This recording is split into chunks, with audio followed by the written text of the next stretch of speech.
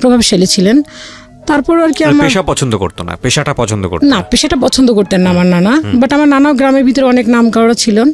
তো তারপরে অ্যাকচুয়ালি আমার মা অনেক সুন্দরী ছিলেন, সেই ক্ষেত্রে আর কি আমার দাদা জোর করবো যেভাবে হোক না কেন নিয়েছে।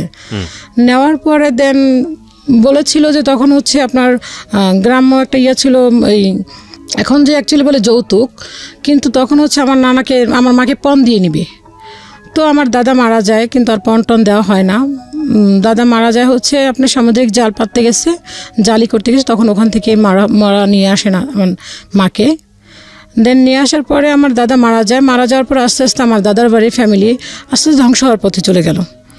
দেন গরু ছিল, যা কিছু ছিল, আস্তে আস্তে সব কিছু আর কি মারা যাওয়ার পর যে চলে গেল। দেন আমার বাবা তখন কোনো কিছু করতেন না।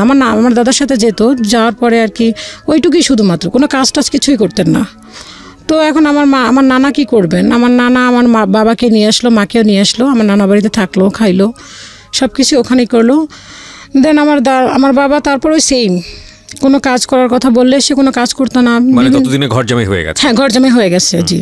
তো দেখা যাচ্ছে যে বিভিন্ন শোতে যেত, বিভিন্ন গান শুনতো, বিভিন্ন যাত্রাপালায় যেত, কোনো কাজ টাজ করতো না। তো আমার নানা একসময় বললো যেভাবে তোমাদের কতদিন বসিয়ে বসিয়ে খাওয়াবো, তোমরা ঢাকায় চলে যাও। তো ঢাকায় চলে আসলো। ঢাকায় চলে আসার পরে বাবা ঠিকমতো কাজ করতেন না। তো মা এক পর্যায়ে দেখা গেল যে ঢাকায় মা নূতন, কিছুই করতে পারবেন না। তো আবার দেন ফেরত বাড়িতে চলে গেল। তখন আমার একটা বোন হলো, বোনের বয়স হচ্ছে তখন ছিল, হওয়ার পরে ওই আমার বোনকেও আমার নানার বাড়ি থেকেই আর কি করতো। তো দাদা বাড়ি থেকে কোনো হেল্প পেতো না। তো আমার মাকে আমার নানা হচ্ছে বাবাকে সুখী করার জন্য আবার নানা বাড়িতে রাখলেন, অ্যাকচুয়ালি ঘর জামাই বলতে গেলে। তো রাখার পরে দেখা যাচ্ছে যে আব্বুর কোনো ইমপ্রুভ হচ্ছে না। সে শুধু ওই বিভিন্ন ইয়েতে যেত আর কি, বিভিন্ন যাত্রাপালায় যেত, বিভিন্ন নির্বাচন করলে ওখানে যেত আর কি, বিভিন্ন রাজনৈতিকের কাজই করতো। তো অ্যাকচুয়ালি আমার নানা বললো যে না, তোমাদের এভাবে আর কোনো দিন আমার পক্ষে সম্ভব না, তোমরা আলাদা কিছু একটা করো, নাহলে আমার বাড়ি থেকে চলে যাও। ওকে, তখনও আপনি হননি? না, তখন আমি তো অনেক পরে হয়েছি। আচ্ছা, ঠিক আছে। তারপরে এরকম করতে করতে আমার একটা আপু হলো। আপু হওয়ার পরে আমার আব্বু নাকি মোটামুটি চেঞ্জ হলো, তখন মোটামুটি কাজ করতে লাগলেন। দেন আমার আপুটা 2.5 বছরের সময় মারা গেলেন। আমার আপুকে নিয়ে ঢাকায় চলে আসলো। ঢাকায় চলে আসার পর ওখানে কিছু কাজ করলেন। দেন আমার আপুর একটা রোগ হয়েছিল, তো রোগের হওয়ার কারণে উনি 2.5 বছর বেঁচে ছিলেন, দেন মারা গেল। তো আমার আপুটা মারা যাওয়ার পরে আব্বু নাকি খুব শক পেয়েছে যে মেয়েটা মারা গেছে, সেই জন্য। তো তখন থেকে আবার আব্বু আর কি কেমন হয়ে গেল, কাজ করছেন না, ঘুরে ফিরে খাচ্ছেন, ঠিক মতোই করতেছেন না, আম্মুর সাথে খুব খারাপ বিহেভ করছেন। দেন এরকম করতে করতে দেন বড় আপু হলো, আমার আর একটা আপু হলো। আপু হওয়ার পরে আব্বু কিছুটা চেঞ্জ হলো, আবার কিছু কাজ করা শুরু করলেন। তো আব্বু কাজ করতে করতে একসময় দেখা গেল কি আমার আব্বুর তখন একটা চাহিদা হলো যে ছেলের দরকার তার। তো ছেলে চাওয়ার পরে তখন আমি হলাম আর কি। আমার আপুর গ্যাপিং হচ্ছে 2 বছর, মেবি 2.5 বছর সামথিং এরকম। 2 বোনের পরে ছেলে চাওয়ার ক্ষেত্রে আপনি হলেন? হ্যাঁ, 2 বোনের পরে ছেলে চাচ্ছিলেন, দেন তখন আমি হলাম। এবং আমার আপুর গ্যাপের সাথে আমার গ্যাপ হচ্ছে মেবি 2 থেকে 2.5 বছর সামথিং, এর বেশি হবে না, 2 বছরই মেবি বলা যায়। তো আমি হওয়ার পরে তখন হচ্ছে আব্বু আর কি এই চেঞ্জ, পুরোটাই চেঞ্জ। আমি হওয়ার পরে আম্মু শুনেছি আমার কাছে, সেটা হচ্ছে যে আমাকে দেখেও নি আমার বাবা। সে বললো কেন মেয়ে হয়েছে, তার কথা বক্তব্য হচ্ছে মেয়ে হয়েছে কেন, আমার আম্মুকে ঠিকমতো খেতে দেয়নি, ইভেন আমাকে দেখেও নি। তো এটা আর কি আমার আম্মুর মুখে শোনা। তো এই কথা বলার পর আব্বু এরকম করার পরে আম্মু আমাকে নিয়ে মেবি 6 মাস ছিলেন ঢাকাতে। 6 মাস থাকার পরে আম্মু আবার আমাকে নিয়ে গ্রামে চলে গেলেন। তো গ্রামে যাওয়ার পরে কিছুদিন বড় আর কি, মোটামুটি বড় হয়েছি, তখন আর কি কিছুই জানি না আর কি, চিনি না। দেন মনে আছে এতটুকু যে আম্মু আবার ঢাকায় চলে আসছে, তখন খুবই ছোট আমি। তো ঢাকায় চলে আসার পরে আব্বু তখন আর কি কনস্ট্রাকশনের কাজ করতেন। তো এরকম করে আর কি তখন আমরা মোটামুটি তখনই পরপর 2টা ভাই হলো। 3 বোনের পরে পরপর 2 ভাই। হ্যাঁ, 2 ভাই হওয়ার পরে আব্বুই চেঞ্জ, যে 2টা ছেলে হয়েছে, তার খুব খুশি। বাট তখন আর কি আমাদেরকে মোটামুটি দেখছেন। কিন্তু আব্বুর যে একটা টর্চারিংয়ের ব্যাপারটা, যে আমার মাকে যে টর্চারিং করাটা, এটা তার বন্ধই হয়নি। গায়ে হাত তোলাই তো কন্টিনিউ, সে গায়ে হাত তুলতো। তো যখন গ্রাম থেকে সে আম্মু অনেক ঋণ হয়ে আসছে ঢাকাতে, যে আম্মু আর এখন পারছে না, যেন আমরা 4টা ভাই বোন গ্রামের থেকে খাওয়া পড়া, আব্বু ঠিকমতো খরচ দিত না। নানা বাড়ি তখন নানা অলরেডি মারা যায়নি, নানা তখন অসুস্থ, নানা হেল্প করতে পারছেন না। তো কি করবে, ঢাকায় চলে আসলাম। ঢাকায় চলে আসার পরে তখন আমি খুবই ছোট, ভাই বোনরা আমার ছোট ভাইটা সব থেকে যে ছোট ভাইটা সে তখন মেবি 6 মাস কি 8 মাস এরকম হবে, আমি সামথিং মনে নেই, কিন্তু এতটুকু মনে আছে যে আমরা 4টা ভাই বোন খুব ছোট ছোট আর কি, গ্যাপ ছিল না বেশি একটা, ওই 2 বছর 2.5 বছর এরকম গ্যাপ ছিল। তো আব্বু একটা অসুস্থ হলেন, টিবি রোগ হলেন। টিবি রোগ হওয়ার পরে আম্মু আর কি এমনভাবে মানুষের কাছে আর কি কাজ করতো, আম্মু পিছনে অনেক কষ্ট করছে, অনেক আমাদের জন্য প্রচুর পরিমাণ কষ্ট করতেন। তো সেগুলি আমি জানতাম না আর কি, আম্মু বলেছেন যে তোমাদেরকে নিয়ে অনেক কষ্ট করেছি আমি। তো যখন আমরা আর কি ওই ছোট ছোট নিয়ে আসছে যখন আমাদেরকে, আব্বু যখন কাজ করতে পারতেন, আব্বুর একটা টিভি রোগ হলেন। তো হওয়ার পরে আব্বুকে নিয়ে বিভিন্ন হসপিটালে চলে গেল। তো আম্মু ঢাকা মেডিকেল নিয়ে আসলো আব্বুকে। নিয়ে আসার পরে ওখান থেকে বললো যে আপনি এখানে ভর্তি করেন, এখানে ভর্তি করলে দেন ট্রিটমেন্ট হবে। তো আম্মু তখন দেখলো যে মেডিকেলে সাধারণত ঢাকা মেডিকেলে ফ্লোরে শুয়ে থাকে, কেউ দেখে না, বিভিন্ন রোগী চিৎকার করছে। তো সেইটা দেখে আম্মুর খুব কষ্ট লাগলো যে না, এভাবে আমি ফেলে রেখে গেলে বাঁচবে না, দেন মারা যাবে। তো এরকম করে আম্মু তখন আব্বুকে নিয়ে আসলো, বাসায় নিয়ে আসলো। নিয়ে আসার পর এখন আম্মু চিন্তা করছে কি করবে। তখন তো আমাদের এরকম বড় কেউ নাই, আমার মামা যে সে ছোট, আরেক মামা আছে, সেও ওরকম কোনো কিছুই করতে পারছেন না, নানা অসুস্থ, তো কি করবে। তো আম্মুর এক খালাতো বোন ছিল আর কি, ওই যে বাড়িতে আমরা ভাড়া নিয়েছিলাম ওখানেই ছিলেন। তো উনি বললো যে কি করবি এখন তুই। তো আম্মু বলে দেখি এখানে কি করা যায়। তাহলে ওখানে আমরা যে এলাকাতে ছিলাম ওখানে একটা ডক্টর ছিলেন, তো ওনাকে আম্মু আর কি মামা বলে ডাকতেন। ওই ডক্টরটা অনেক ভালো ছিলেন। তো আম্মু ওনার পাটা ধরলো, বললো যে আপনি আমার বাবার মতো, আপনি যদি আমাকে আমার হাজব্যান্ডকে ট্রিটমেন্ট করান দেন তাহলে বাঁচবে, নাহলে নাই। ধরেন আপনার মেয়ের জন্য আপনি একটা কিছু করছেন। হ্যাঁ, তো আম্মু এরকম করে বলার পরে তো বললো যে ঠিক আছে আমি দেখি কী করা যায়। তো বললো যে আপনার মামা আপনার টাকা কখনোই মার যাবে না, আপনি ওষুধ দেন, ওকে ট্রিটমেন্ট করেন, আমি আপনার যেভাবে হোক না কেন টাকাগুলি পরিশোধ করে দিব। আচ্ছা। তো আম্মু ওই নানাটা তাই করলেন। তো এরকম করে সে ট্রিটমেন্ট করলেন। তো করার পরে উনি অনেক দিন যাবত লাগিয়ে আমার মনে আছে যে ট্রিটমেন্ট করাইছে। তো এমনি দেন এর ভিতরে রোজা চলে আসলো। তো রোজার ভিতরে আব্বু মোটামুটি সুস্থ আর কি, এক পর্যায়ে মোটামুটি কি ভালোই সুস্থ, উঠতে পারছে, হাঁটতে পারতেছে, খেতে পারছে। ঠিক তখনই ঈদের আগের দিন আমার এইটুকু মনে আছে স্পষ্ট যে ঈদের আগের দিন, তখন আমরা স্কুলে ভর্তি হইনি, মেবি তখন আমার 4 থেকে 5 বছর বয়স হবে মেবি। ঈদের আগের দিন সবাই ড্রেস কিনে, আমাদের কোনো ড্রেস হচ্ছে না, আমরা শুধু সেফ দেখছি যে সবাই ড্রেস পরছে, আমরা তাকিয়ে দেখছি। দেন আমাদের ছোটবেলা থেকে একটা কথা ছিল যে তোমরা কারো দুয়ারে যাবা না, কারো কাছে ঘিরবা না, কেউ যদি কোনো কিছু খায় তোমরা দেন তাদের কাছে গিয়েও সামনে দাঁড়াবা না। তো ওই জিনিসটা আমরা ফলো করতাম সবসময়, ছোটো থেকে মাথায় জিনিসটা কাজ করতো।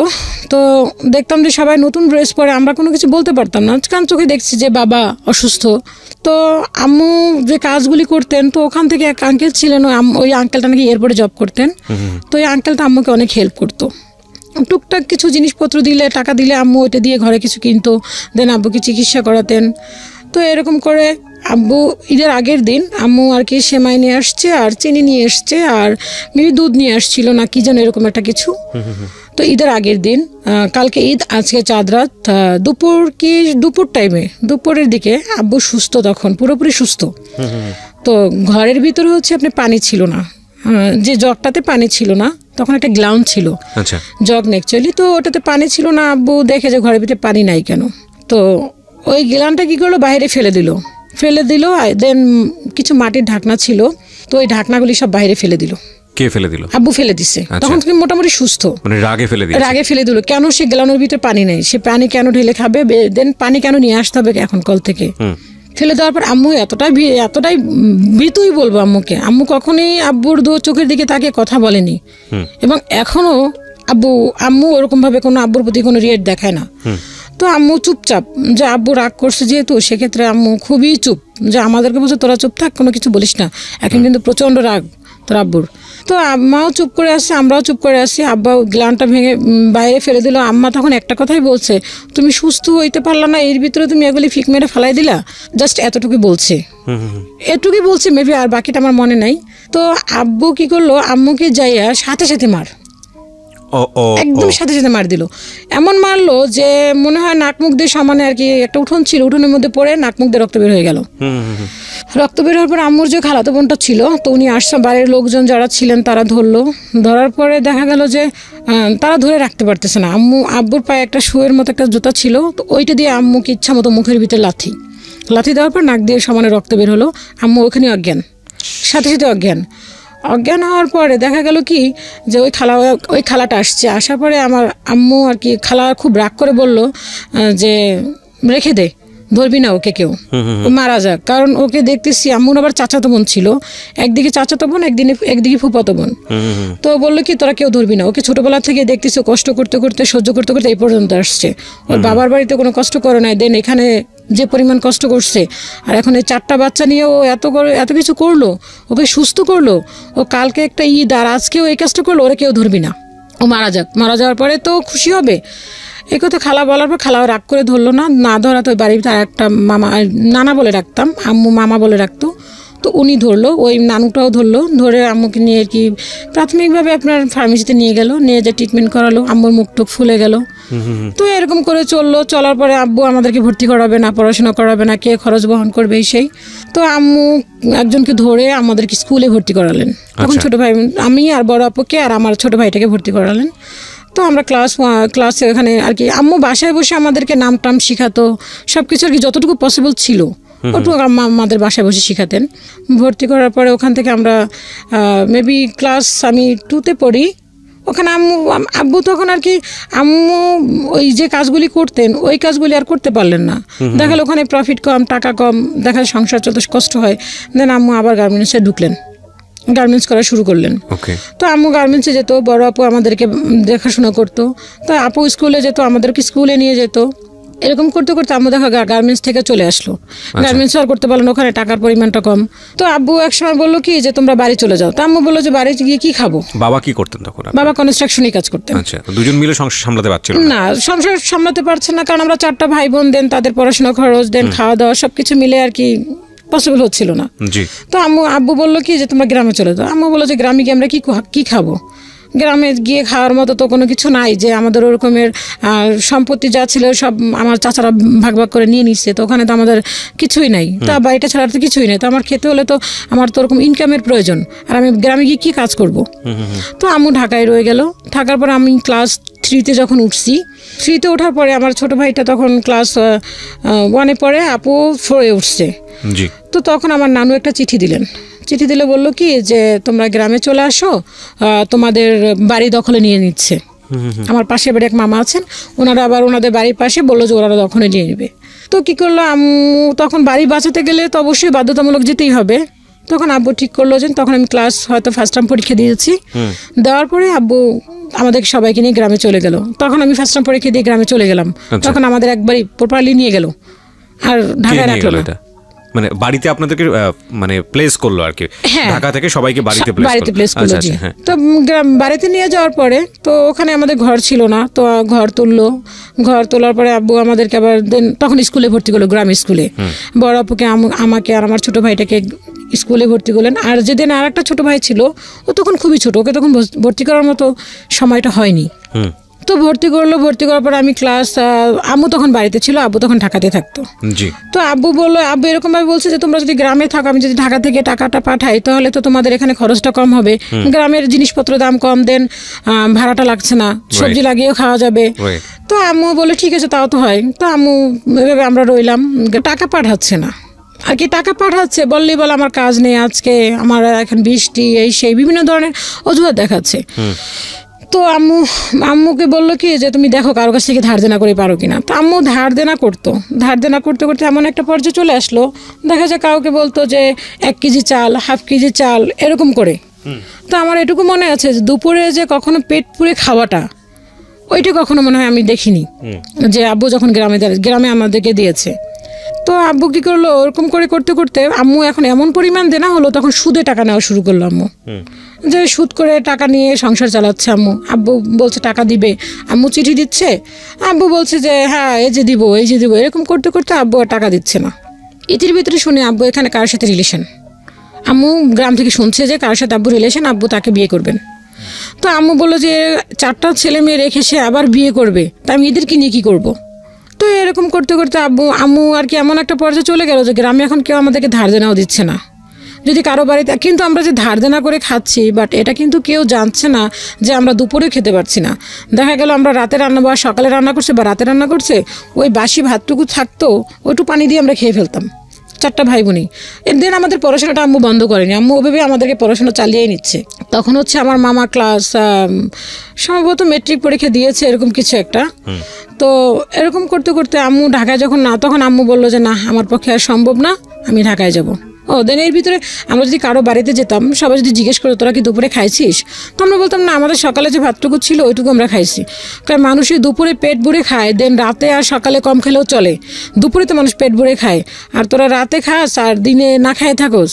তো এরকম করে বললো, বলার পর আমরা ওগুলি কোনো কিছুই করতাম না। আর আম্মুর কথা ছিল যে তোমরা কারো দুয়ারে গিয়ে থাকবা না, কারো খাবার দেখলে সেখানে দাঁড়াবা না, যদি তোমাদেরকে কেউ কিছু দেয় কখনো নিবাও না। দেন আমরা কখনো কোনো কিছু ধরতাম না, 4টা ভাই বোন ছিলাম, কারো দুয়ারে গিয়ে দাঁড়াতাম না। দেন চাচার বাড়ি ছিল, পুকুর বাড়ি ছিল, কখনো তাদের বাড়িতেও যেতাম না, না খেয়ে থাকলেও যেতাম না। তো আম্মু আবার কীগুলো ঢাকায় নিয়ে আসলো, তখন আমি ক্লাস 4-5-এ পড়ি। 5-এ পড়ি, তখন আম্মু কী করলো যে আপুকে আর আমাকে ঢাকা গ্রামে রেখে আসলো। বললো যে তোমরা গ্রামে থাকো, আমার নানু আছে, তখন নানা মারা গেছে, তো আর আমার খালা থাকেন। তো বললো যে তোমরা গ্রামে থাকো, আমি ঢাকাতে যাই। তো আমাদের বাড়িতে ঘর আছে, তো আমার নানু বাড়িতেও ঘর আছে, তো আমাদের বাড়িতে আমাদেরকে একা রেখে কীভাবে যাবে। তো নানুকে আমার খালাকে বললো যে তুই থাক আমার ওদের সাথে, আমি ঢাকাতে যাই, ওর বাবা নাকি আবার বিয়ে করতে চাই, দেখি কি হয়। তো গেলাম, আম্মু ঢাকায় গিয়ে শুনে যে হ্যাঁ সত্যি আব্বু বিয়ে করার জন্য প্রস্তুত, যে ওনাকে বিয়ে করবে, এরকম একটা শুরু করে দিচ্ছে। তো আম্মু যেভাবে হোক না কেন ওনাকে ওইটা নিয়ে কি করলো আর কি, বন্ধ করলো বিয়েটা, যাতে বিয়েটা না করতে পারে। তা আম্মু বললো যে তুমি যে ঢাকাতে এসে বিয়ে করার জন্য এরকমই করছো, এখানে 4টা ছেলে মিলে আমি কি করে খাই। তো আম্মু বললো যে ঠিক আছে। আব্বু তখন আর কি বিভিন্ন রকমের অজুহাত দেখাচ্ছে, কিন্তু আম্মুকে যে টর্চার করার কখনোই থামে নাই। গ্রামে থাকতেও দেখতাম আব্বু মারতো, ঢাকাতে আসতো তাই সেম। তো আম্মু ঢাকাতে একবারে চলে আসলো, দুই ভাইকে নিয়ে আমাদেরকে গ্রামে রেখে আসলো। আপু তখন ক্লাস 5-এ উঠছে, আপু তখন ক্লাস 6-এ, আমি তখন ক্লাস 5-এ। তো আমাদের পরীক্ষা শেষ হলো, দেন আপু ভর্তি হলো, আমিও ভর্তি হলাম, ক্লাস 6-এ ভর্তি হলাম। ভর্তি হওয়ার পরে আম্মু আমাদেরকে ওখান থেকে ঢাকা থেকে 500 করে টাকা পাঠাতো আমাদেরকে খাওয়ার জন্য, কিন্তু ওটুক দিয়ে আমাদের হতো না। 500 টাকা 2টা বোন পড়াশোনা খরচ দেন, এর ভিতরে আমার মামা আবার কিছু টাকা পাঠাতেন। তখন আমার মামা ইন্টারমিডিয়েট কমপ্লিট করেছে, সে দেন ভার্সিটিতে পড়ে, তখন সে টিউশনি যে করতো, ওই টাকাগুলি সবটুকুই আমাদেরকে আর কি যতটুকু পসিবল ছিল অতটুকুই পাঠাতো, নানুকে পাঠাতো, দেন আমাদেরকেও পাঠাতো এরকম কিছুটা। তা আম্মু বেশিরভাগ পাঠাতো আর কি। তো তখন আম্মু যে টাকাটা পাঠাতো ওটা গোপনে করে পাঠাতো, যেন আব্বু যাতে না জানতে পারে যে টাকাটা আমাদেরকে দিচ্ছেন। আম্মু যা ইনকাম করতো সবই বাবাকে দিতে হতো, এতে কোনো নাই যেন তাকে না দিলে আর বরং বেশি এটি নিয়ে আর কি গ্যাঞ্জাম সৃষ্টি করতো। তো এরকম করতে করতে লাস্ট মোমেন্টে দেখা গেল যে আব্বু বিয়ে আর করতে পারলো না। আব্বু কি করলো, দেখা গেল যে ওইটা নিয়ে আম্মুকে নিয়ে বিভিন্ন রকমের টর্চার শুরু করলো, যে সে বিয়ে করবে, সে এরকম বিভিন্ন রকমই দেখালো। তো আম্মু যেভাবে আপনাকে এক পর্যায়ে বিয়েটা থামানোর পরে আম্মু এখন ঢাকাতে কি করবে, কিছু করার তো নাই। তো একটা নানু ছিলেন আর কি, তো নানুটা মারা গেছে, নানুটা অনেক ভালো ছিলেন, আম্মুকে নিজের মেয়ের মতো দেখতেন। তো ওই নানুটা ওই মামাকে বলতো, ওনার ফ্যামিলিটা অনেক হাই লেভেল, বর্তমানে ওনারা আমেরিকাতে আছেন। তো ওই নানুটা ওই মামাকে বললেন যে তুই ওকে কষ্ট দিস না, ওকে তুই হেল্প করিস। তো ওই মামাটা আর কি, ওই মামাদের বাসায় আম্মু হেল্পিংয়েরই করতো, করার পরে দেন ওই মামাটা আর কি আম্মুকে যথেষ্ট পরিমাণ হেল্প করতো। তো ওই মামিটা ছিল একটা ইংলিশ মিডিয়ামের প্রিন্সিপাল। তো আম্মুকে বললো কি যে তুমি একটা কাজ করো, তুমি এখানে তোমার সার্টিফিকেটগুলি দিয়ে তুমি এখানে ঢুকতে পারো। তো আম্মু বললো যে হ্যাঁ তাও তো হয়, কিন্তু আব্বু তা দিল না। তো আম্মু এরকম করে টুকটাক কাজ করতে লাগলো, কিন্তু ওগুলি দিয়ে আমাদের আর হচ্ছে না, আমাদের পড়াশোনাও হচ্ছে না, দেন আমাদের খাওয়া খরচও হচ্ছে না, কিছুই হচ্ছে না। দেখা যায় সারাক্ষণই আব্বু ওই মার ধরেই চালাচ্ছে, কোনো একটা ক্লু পেলেই শুরু করে দিচ্ছে। তো এরকম করে যখন 6 হলো, তখন আম্মু বললো কি আমার পক্ষে আর সম্ভব না, আমি আর টাকা পয়সা দিতে পারবো না তোমাদেরকে, তোমরা ঢাকায় চলে আসো। আপু তখন ক্লাস 7-এ, আমি দেন ক্লাস 6-ও কমপ্লিট করছি, আমি 7-এ উঠছি। তখন আম্মু বলে ঢাকায় চলে আসো। তো ঢাকায় চলে আসলাম। ঢাকায় চলে আসার পরে তো বাসায় এসে দেখি আব্বু ওই আম্মুকে কিছু না কিছু দিয়ে আর কি শুরুই করে সারাক্ষণ। তা আম্মু যথেষ্ট পরিমাণ পারে যে চুপ থাকার জন্য। তো দেখা গেল যে এরকম একটা পর্যায়ে গেল, ঘরের ভিতরে যে টিভি দেখবো আমরা, আব্বু টিভি দেখছে, দেখার পর ফ্ল্যাগটা খুলে রাখছে, এবং দেন সে কীভাবে খুলে রাখছে ওইটাও আব্বু ফলো করতো, যে সে যেভাবে রেখে গেছে ওইটা ওইভাবে আছে কি না, আমরা এরকমটাও তা ধরতে পারতাম না। এরকম একটা ব্যাপার দেখা যায় আমরা ঘুমিয়ে আছি, ভোর 5টা বাজে ফ্যান অফ করে দিচ্ছে, ভোর 5টার পরে ফ্যান ছাড়া যাবে না, যতই গরম থাকুক না কেন ফ্যান ছাড়া যাবে না। তো এরকম করে এক পর্যায়ে আমাদেরকে ঢাকায় নিয়ে আসলো, পড়াশোনা করার বন্ধ করে দিল। তখন আমাকে বললো যে পড়াশোনা করানো যাবে না, পড়াশোনা করতে পারবা না, কি করবা, কিছু একটা করো। কোন ক্লাসে থাকতে এটা? তখন ক্লাস 7-এ আমি। ক্লাস 7? হ্যাঁ, তখন বললো যে তোমার পড়াশোনা করা চলবে না। তখন আপু বললো যে না, আমি পড়াশোনা করব। তো আমি ছোটোবেলা থেকে একটু বাউন্ডুলের ছিলাম, মানে গেমে বিভিন্ন গাছে উঠতাম, বিভিন্ন দুষ্টামি করতাম, পড়াশোনার ভিতরে ওরকম একটা আগ্রহ তেমন একটা আমার ছিল না। তো যখন আব্বু পড়াশোনা বন্ধ করে দেওয়ার কথা বলো, তখন আমার মনে একটা হলো যে না, আপু গ্রামে চলে যাবে পড়াশোনা করে, যে না আমিও পড়াশোনা করবো। তখন আম্মু বললো যে তোমাদেরকে আমি পড়াশোনা করাতে পারবো না বাবা, কারণ আমার পক্ষে সম্ভব না, আমি তোমার 2 ভাইকে পড়াশোনা করাবো না, তোমাকে পড়াশোনা করাবো। তা আমাদেরকে পড়াশোনা অ্যাকচুয়ালি বন্ধ করে দিল। তখন আপু বললো যে না, আমি পড়াশোনা করব, আমি পড়াশোনাটা বন্ধ করব না। তো আপু পড়াশোনার জন্য আবার সে নানা বাড়িতে চলে গেল। নানা বাড়িতে চলে যাওয়ার পরে মা যা দিচ্ছেন, মা টুকটাক পাঠাচ্ছেন, সেটা দিয়ে পড়াশোনা শুরু করলো। দেন আমার পড়াশোনা আর হলো না। আমাকে কি করলো বাবা, বললো কি যে তুমি একটা কাজ করো, তুমি গার্মেন্টসে যাও, তুমি গার্মেন্টস করো বিভিন্ন লোকের সাথে। তখন হয়তো আবার মেবি ধরেন ক্লাস 7 উঠছি, তখন আর বয়সটা কতটুকু বা হবে। তখন বলে গার্মেন্টসে যাও তুমি। ক্লাস 7-এ পড়া অবস্থায় গার্মেন্টসে যাওয়ার কথা বলে? হ্যাঁ, তখন বলছে গার্মেন্টসে করো তুমি, গার্মেন্টসে কাজ করো তুমি, কারণ আমাকে টাকা দিতে হবে, দেন আমি তোমাদেরকে বসিয়ে খাওয়াতে পারবো না। তো গার্মেন্টসে দেওয়ার কথা বললো। তো আমার মামা সে বললো কি যে না, গার্মেন্টসে গেলে দেখা যায় একটা গার্মেন্টসে খারাপ তা বলবো না, গার্মেন্টসে গেলে দেখা গেল একটা যে প্রপোজাল আসলো, মেয়েকে কি করে, মেয়ে গার্মেন্টসের কাজ করে, তখন একটা ভালো যে আমি একটু ওদেরকে বিয়ে দিবেন আপনি, তাও তো পারবেন না। আমার মামা এই কথাটা বললো। আমি এত কথা বুঝি না, আমাকে টাকা দিতে হবে, এটা আমি জানি, ইনকাম করে টাকা দিতে হবে, কি করবো সেটা তোমাদের ব্যাপার। তো এটা বলার পরে আমি বললাম যে না, আমি মামাকে বললাম যে না মামা, আমি গার্মেন্টসে করবো না। মামা বললো যে না, এখন মামা বললো যে কি করবে তাহলে। আর আমি বললাম যে মামা বললো, আমি মামা পড়াশোনা করতে চাই। তখন ওই যে মামাটা যে নানুটা আমার মামাকে বলছিল যে ওকে কষ্ট দিস না, তো ওই মামার কাছে গেল। ওই মামার কাছে যাওয়ার পর বললো যে ভাইয়া, ওদেরকে তো গার্মেন্টসে দিতে চাও বাবা, তো কি করা যায়। তো মিরপুরে একটা টেকনিক্যাল স্কুল আছে, ইসওয়েব স্কুল। তো ওখানে ক্লাস 8 পর্যন্ত পড়াশোনা করার পরে দিন ওদের ওখানে কাজ শেখানোর জন্য টেকনিক্যালি কিছু কাজ শেখায়। তো ওইখানে নিয়ে গেল আমাদেরকে। তো বললো যে তোমরা তো গ্রাম থেকে 8 পর্যন্ত বলতে গেলে তোমাদেরকে, তো তোমরা ওখানে তো কাজ শিখতে পারবা, ওখানে বিভিন্ন একটা হয়তো বা টিভি, কোনো ফ্রিজ, কোনো এসি, এই টাইপের কাজ শিখলে তোমরা দেন কিছু একটা করতে পারবা। তো ওখানে আমাদের নিয়ে গেল। নিয়ে যাওয়ার পর ওখানে বললো কি যে না, ওদের স্কুলে যদি 8 পর্যন্ত পড়া হয় দেন তাহলে এই কাজগুলি শিখতে পারবো। ওকে। তো উনি কি করলো, মামা যেহেতু ওরকম ছিলেন, ওনার ফ্রেন্ড ছিল, তো উনি কি করলো, গার্মেন্টস লেভেলে আমাদেরকে কাজ শিখালেন 6 মাস যাবত। তো আমার তো মাথায় ছিল যে আমি গার্মেন্টস কাজ করবো না, বড় আপুও করবে না। তো বড় আপু চলে গেল, আমিও গার্মেন্টসে কাজ ওইখানে শিখলাম। শেখার পর ওখানে যে একটা আইডি কার্ড ছিল আমি ছিঁড়ে ফেললাম, ওদের একটা সার্টিফিকেট দিল, ছিঁড়ে ফেললাম যে আমি তো গার্মেন্টসের কাজ করবো না, তাহলে কেন আমি সার্টিফিকেট আর কেন বা আমার আইডি কার্ড। তো সবাই বলো তুই সার্টিফিকেটটা রাখতি যদি কোনো সময় করতে, আমি কেন আমি করবো না। তো আমি ছিঁড়ে ফেললাম, কোনো ডকুমেন্টসই আমার কাছে রাখলাম না। তা আব্বু বকা দিল, তোমাদেরকে আমার পক্ষে সম্ভব না যে বসিয়ে খাবো, এখন কি করবো, ঘর থেকে বের হয়ে যাও। বাবা বললো এটা বাবাই বললো। তো মাকে কি করলো, মাকে সে দেখলো যে দেখা গেল যে ঘর থেকে বের করে দিচ্ছে, মা ঘর থেকে বের হচ্ছে, ঘর ছেড়ে দিচ্ছে, ফার্নিচার বাইরে বের করে দিচ্ছে, এরকম করে সে করতে লাগলো। দেন আমাকে কি করলো, বললো যে তুমি কি করবে এখন। তা আমি বললাম কি করবো, আমি তো পড়তে চাই। পড়াশোনা তো কখনোই সম্ভব না, তুমি টাকা আনো, কীভাবে টাকা আনবে সেটা তুমি জানো, কাজ করতে হবে। বাকি ভাই বোনদেরকে একই কথা বলছিল নাকি শুধু আপনাকেই? না, আমাকে। আপু তো গ্রামে চলে গেছে। আচ্ছা, আপু তো গ্রামে চলে গেছে, ছোট 2 ভাই মাত্র পড়াশোনা পড়ে, ওরা মানে ক্লাস তখন 2-3 এরকম মেবি পড়ে। এই কথা বলার পরে বাড়ির ভিতরে কিছু লোক ছিল, কারণ আমরা যেখানে ছিলাম ওখানে আসলে পরিবেশটা অতটা ভালো ছিল না। ওখানে ম্যাক্সিমাম কি সবই ছিল গার্মেন্টসে কাজ করতো, ছোট ছোট মেয়েরা দেখতাম গার্মেন্টসে কাজ করতো। আব্বু ওদেরকে দেখে বেশি আর উৎসাহিত হতো যে ওরা কাজ করতে পারতেছে, তুমি কেন করতে পারবে না। আব্বু দেন এরকম কিছু লোকের সাথে কথাও বলতো যে ওকে গার্মেন্টসে নিয়ে যাও। তা আমার মেন কথা হচ্ছে আমি গার্মেন্টসে কাজ করবো না, আমাকে পড়াশোনা করাও নয়তো আমি অন্য কোনো কিছু করবো। তখন দেখলাম কি করলাম, কিছু মহিলাদের সাথে আমি বাসায় যে কাজ করে মহিলারা, ওদের কাছে গেলাম যে খালা আমি কাজ করবো। কই তুই তো ছোট মানুষ, তুই কিসের কাজ করবি? বাসায় কাজের বুয়ার কাজ। হ্যাঁ, বাসায় কাজের বুয়ার কাজ। তো আমি বললাম যে খালা আমি করবো, কারণ আব্বা যেভাবে করতেছে এভাবে তো আসলে সম্ভব না। আব্বা তো বলতেছে টাকা দেওয়ার জন্য।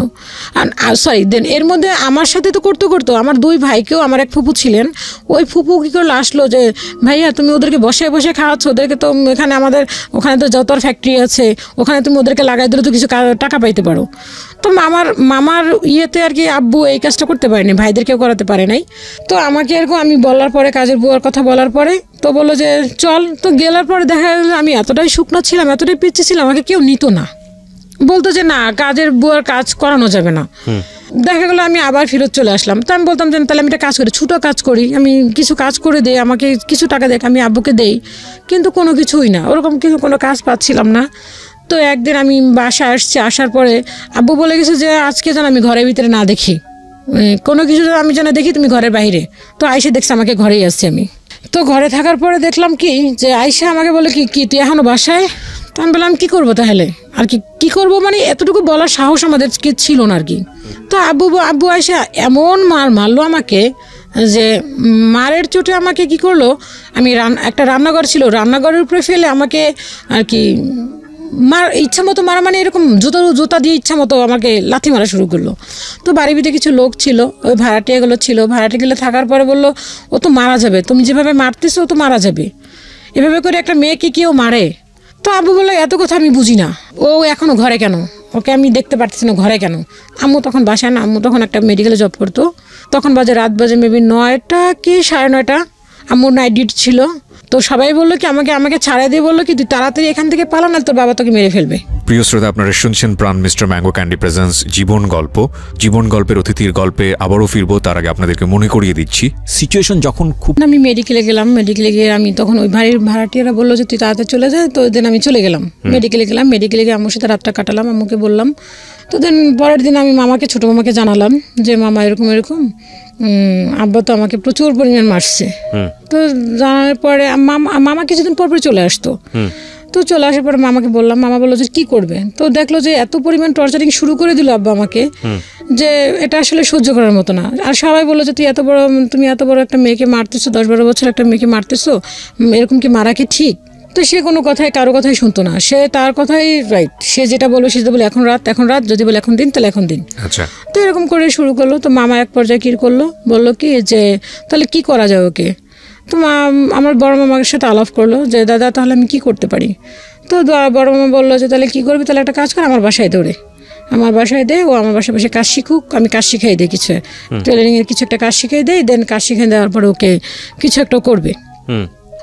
এর মাঝখানে হচ্ছে যখন আব্বা আমাকে এরকমভাবে খুব টর্চার করা শুরু করলো, ওই যে মামাটা বা যে নানুটা আর কি আম্মার কথা বলতো, যে মামাটা এখন আমেরিকাতে আছে, ওই মামাটা আর কি ওই মামার শ্বশুরের বাসায় আমাকে আর কি, তখন মা আর কি, আমি জানতাম না যে এটা আসলে আমাকে কাজে দিচ্ছেন, আমি জানতাম যে এমনি আমি আর কি নানুদের বাসায় যাচ্ছি। তো ওই নানুরা আমাকে নিয়ে গেল, নিয়ে যাওয়ার পরে আমি ওখানে থাকলাম কিছুদিন। থাকার পর ওই নানুদের যে খাটটাতে আমি শুইছি, আমার এটুকু মনে আছে, খাটটাতে শোয়ার পরে নানু তো আমাকে নিয়ে ওই মামার শ্বশুর তো শাশুড়ি তো আমাকে নিয়ে ওনাদের খাটে শোয়াইছে। শোয়ানোর পরে তো ওই মামিটা গেছে, যাওয়ার পরে বললো কি মা তুমি ওকে কেন এই খাটে শুইতে দিচ্ছ। তো পরের দিন থেকে আমাকে রান্নাঘরে শুইতে দিত। তা আমি এতটা বুঝতাম না যে আমাকে কাজে দিয়েছে।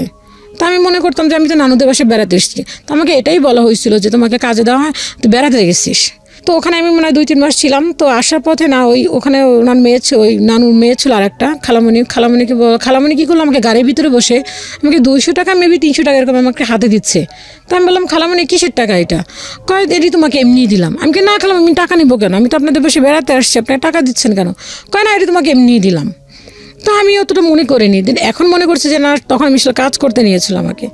তো আমি গেলাম ওখান থেকে, তো আসলাম, আসার কিছুদিন পরে তখন আব্বা তো আবার এরকম টর্চার শুরু করলো। তখন বড় মামা বললো যে তাহলে আমার বাসায় দে, কিছু কাজ শিখিয়ে দে, কাজ শিখিয়ে দেওয়ার পরে তো কিছু একটা করতে পারবে। আচ্ছা। তো বড় মামার বাসায় গেলাম, আম্মা তখন ওই রাত্রে আমাকে বড় মামা আসলো, আসার পরে বড় মামা তখন আমাকে কাজ শিখে নিয়ে আর কি নিয়ে গেল ওনাদের বাসায়। নিয়ে যাওয়ার পরে তখন দেখলাম মামির মুভমেন্ট এরকম ছিল যে ওরা আসলে দেখে, মামা তো বোন ছিল একটা, আর মামি ছিল ওখানে, ওদের আর বাচ্চা ছিল না। তো মামি যাওয়ার পরে দেখলাম কি আমাকে দেখে না মনে হচ্ছিল যে কেমন যেন একটা বিহেভ করা শুরু করলো। মামির বিহেভটা এরকম যে তাদের ঘরে বিস্কিট ছিল, যাই সামথিং এরকম কোনো কিছু দেখা গেল যে রোজ দুধ করতো, সেগুলি সবকিছু বন্ধ করে দিল। মানে দুধের রোজগার, দুধ মানে কি যে রোজ দুধ করতো আর কি, দুধ খাওয়ার জন্য প্রতিনিয়ত যে দুধটা নিত সেটা বন্ধ করে দিল। হ্যাঁ, বিস্কিট টিস্কিট এগুলো ছিল, তো ওগুলি আর কেনাকাটা কিছু করতেছে না মামা কি তখন মামির কাছে সবকিছু ছিল।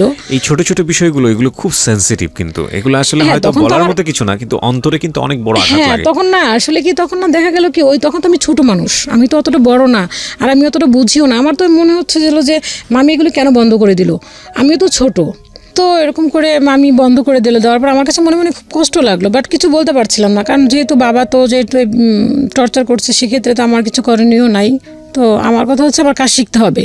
তো ওখানে একটা আন্টির বাসায় কাজে লাগাই কাজ শেখার জন্য দিলেন। তো ওখানে টাকাটা দিয়ে মামা, আমার ছোটো মামা দিল টাকাটা, কাজ শেখার টাকাটা ছোটো মামা দিল। দেন মামার বাসায় থাকা খাওয়া করলাম। তো ওখানে যাওয়ার পরেও যে আন্টিটার কাছে কাজ শিখলাম, ও আন্টিটা খুবই ভালো ছিল এবং তার শ্বশুরটা এত ভালো ছিল যে আমি যখন প্রাথমিকভাবে যাই ওনাদের বাসায় যাই কাজ শেখার জন্য, তো ফার্স্ট টাইম বললাম যে আমার খাতা আনি নেই, পেন্সিল রাবার কিছুই আনিনি। তো উনি মনে করলো কি যে আমি এত দূর যাব, আবার আমার যে মামার বাসা আছে ওনার বাসার নিচে, সেটা আর কি চিন্তা করলো না। উনি মনে করলো হয়তো আমার বাসা ফার্ম গেট বা এরকম কোনো কিছু একটা ইয়েতে। এগুলি বলার পরে তো নানা বললো কি যে, ওনাকে নানা বলে ডাকতাম, বললাম যে না না না না আমার বাসা তো নিচে, আমি মামির বাসা থেকে এসেছি। তো তখন আর কি আমি না মামার বাসা থেকে কাগজ কলম নিয়ে কাজটা শেখা শুরু করলাম। আর ওই আন্টিকে সব থেকে ছোটো ছিলাম আমি, আচ্ছা, সব থেকে ছোটো কাজ শিখছিলাম, আর ওরা আমাকে যথেষ্ট পরিমাণে আদর করতো। আচ্ছা। তো এরকম একটা কাজ শিখতে শিখতে তখন আর কি একটা পর্যায়ে আসলো, মামি এরকম দেখা গেল যে সাবান নিয়ে হিসাব করতো, খাবার নিয়ে। তো মামা কিছুই বলতো না আর কি। মামা কি করলো, মামার কাছে এরকম টাকা পয়সা ছিল, প্রচুর পরিমাণ টাকা ছিল। দেখা গেলো এরকমও হতো যে 50,000 টাকার ভান্ডিলও মামির কাছে আইনে দিয়ে দিত। মামি এরকম ব্যবহার করা শুরু করলো। তো মামি দেখলাম কি যে কোনো কিছু খাবার বলেন বা কোনো কিছু বলেন, ওইগুলি নিয়েই সে করা শুরু করলো। তো আমার ঘুমাতে দিত, আমি এগুলো আসলে বলতে চাচ্ছিলাম, তারপর আসলে কষ্টের কারণে চলে আসে।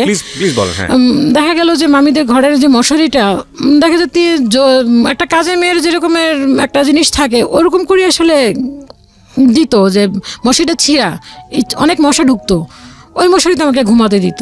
যে আমি যে তার ভাগ্নি ওরকম কখনো সে কি করতো না।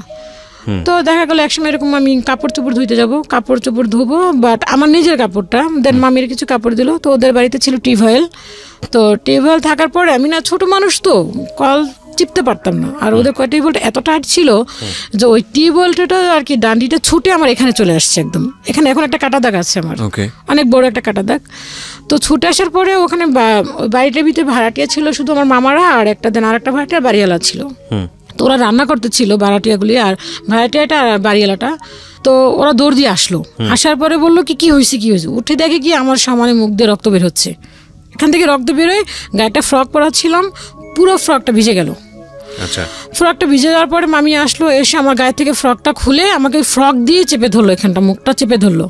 চেপে ধরার পর আমার মামাকে আমার মামা তো বলে নাম ধরে বললো কি, তুমি একটা কাজ করো, তুমি ওকে মেডিকেল না এখানে ফার্মেসিতে নিয়ে যাও।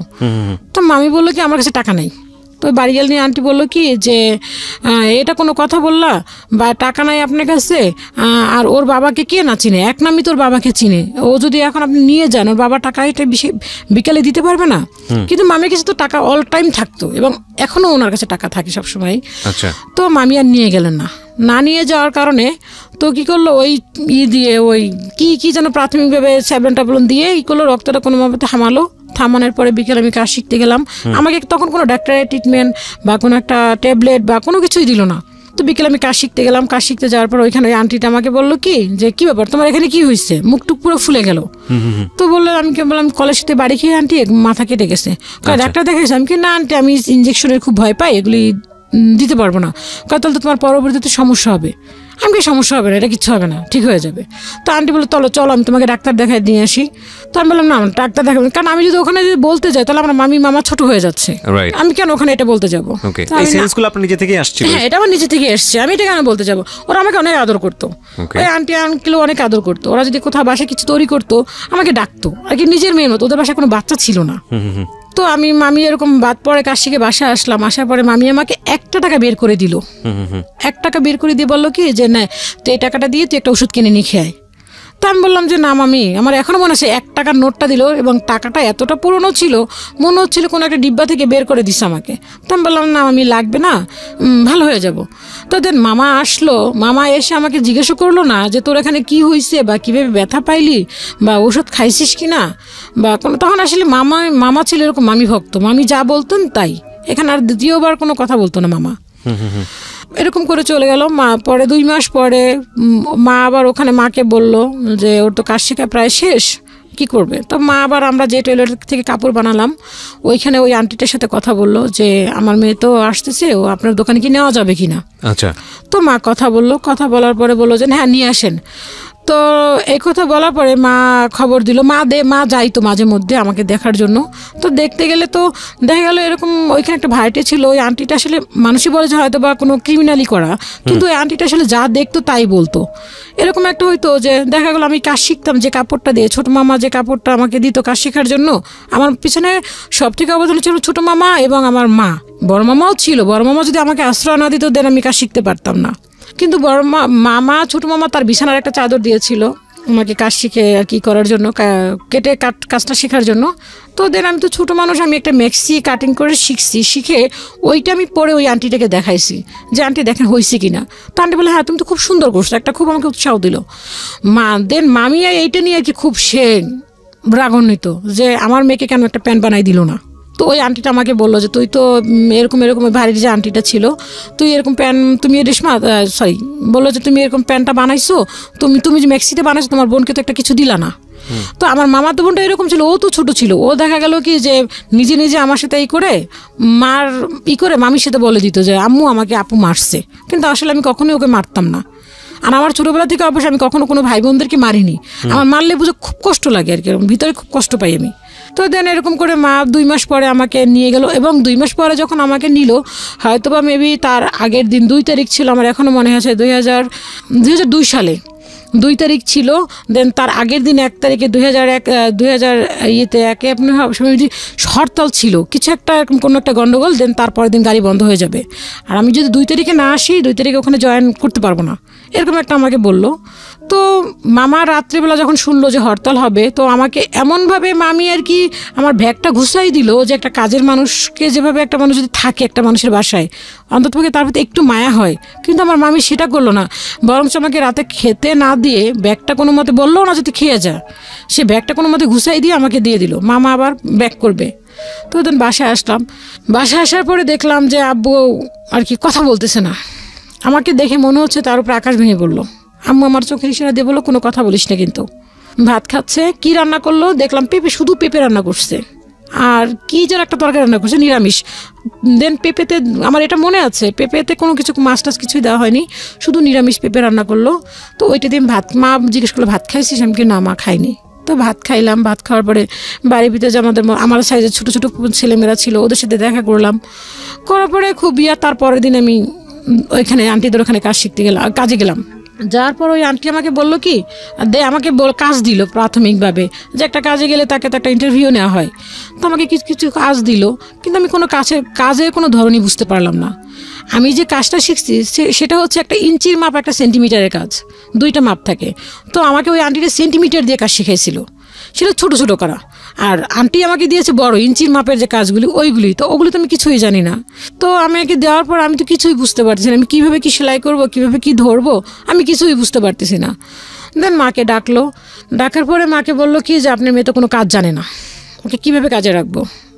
তখন বলছিল যে কাজ করবে, দেন ওকে 500 টাকা করে স্যালারি দেওয়া হবে। তো মাকে বললো যে ও তো কোনো কাজই জানে না, ওকে কী স্যালারি দিব আর কী করবো। তো মা বললো যে তখন মা আমার প্রতি রাগ হলো যে তুই কী কাজ শিখছিস। আমি কি মা আমি তো এইভাবে করে কাজ শিখছি, আমি তো এরকম করে কাজ শিখি নাই। তো বললো তো আন্টিটা অনেক ভালো ছিল আমি বলবো ওনার কথা, বাট উনি যদি না আমাকে সুযোগটা না দিত তাহলে হয়তো বা দেন আমি কাজ শিখতে পারতাম না।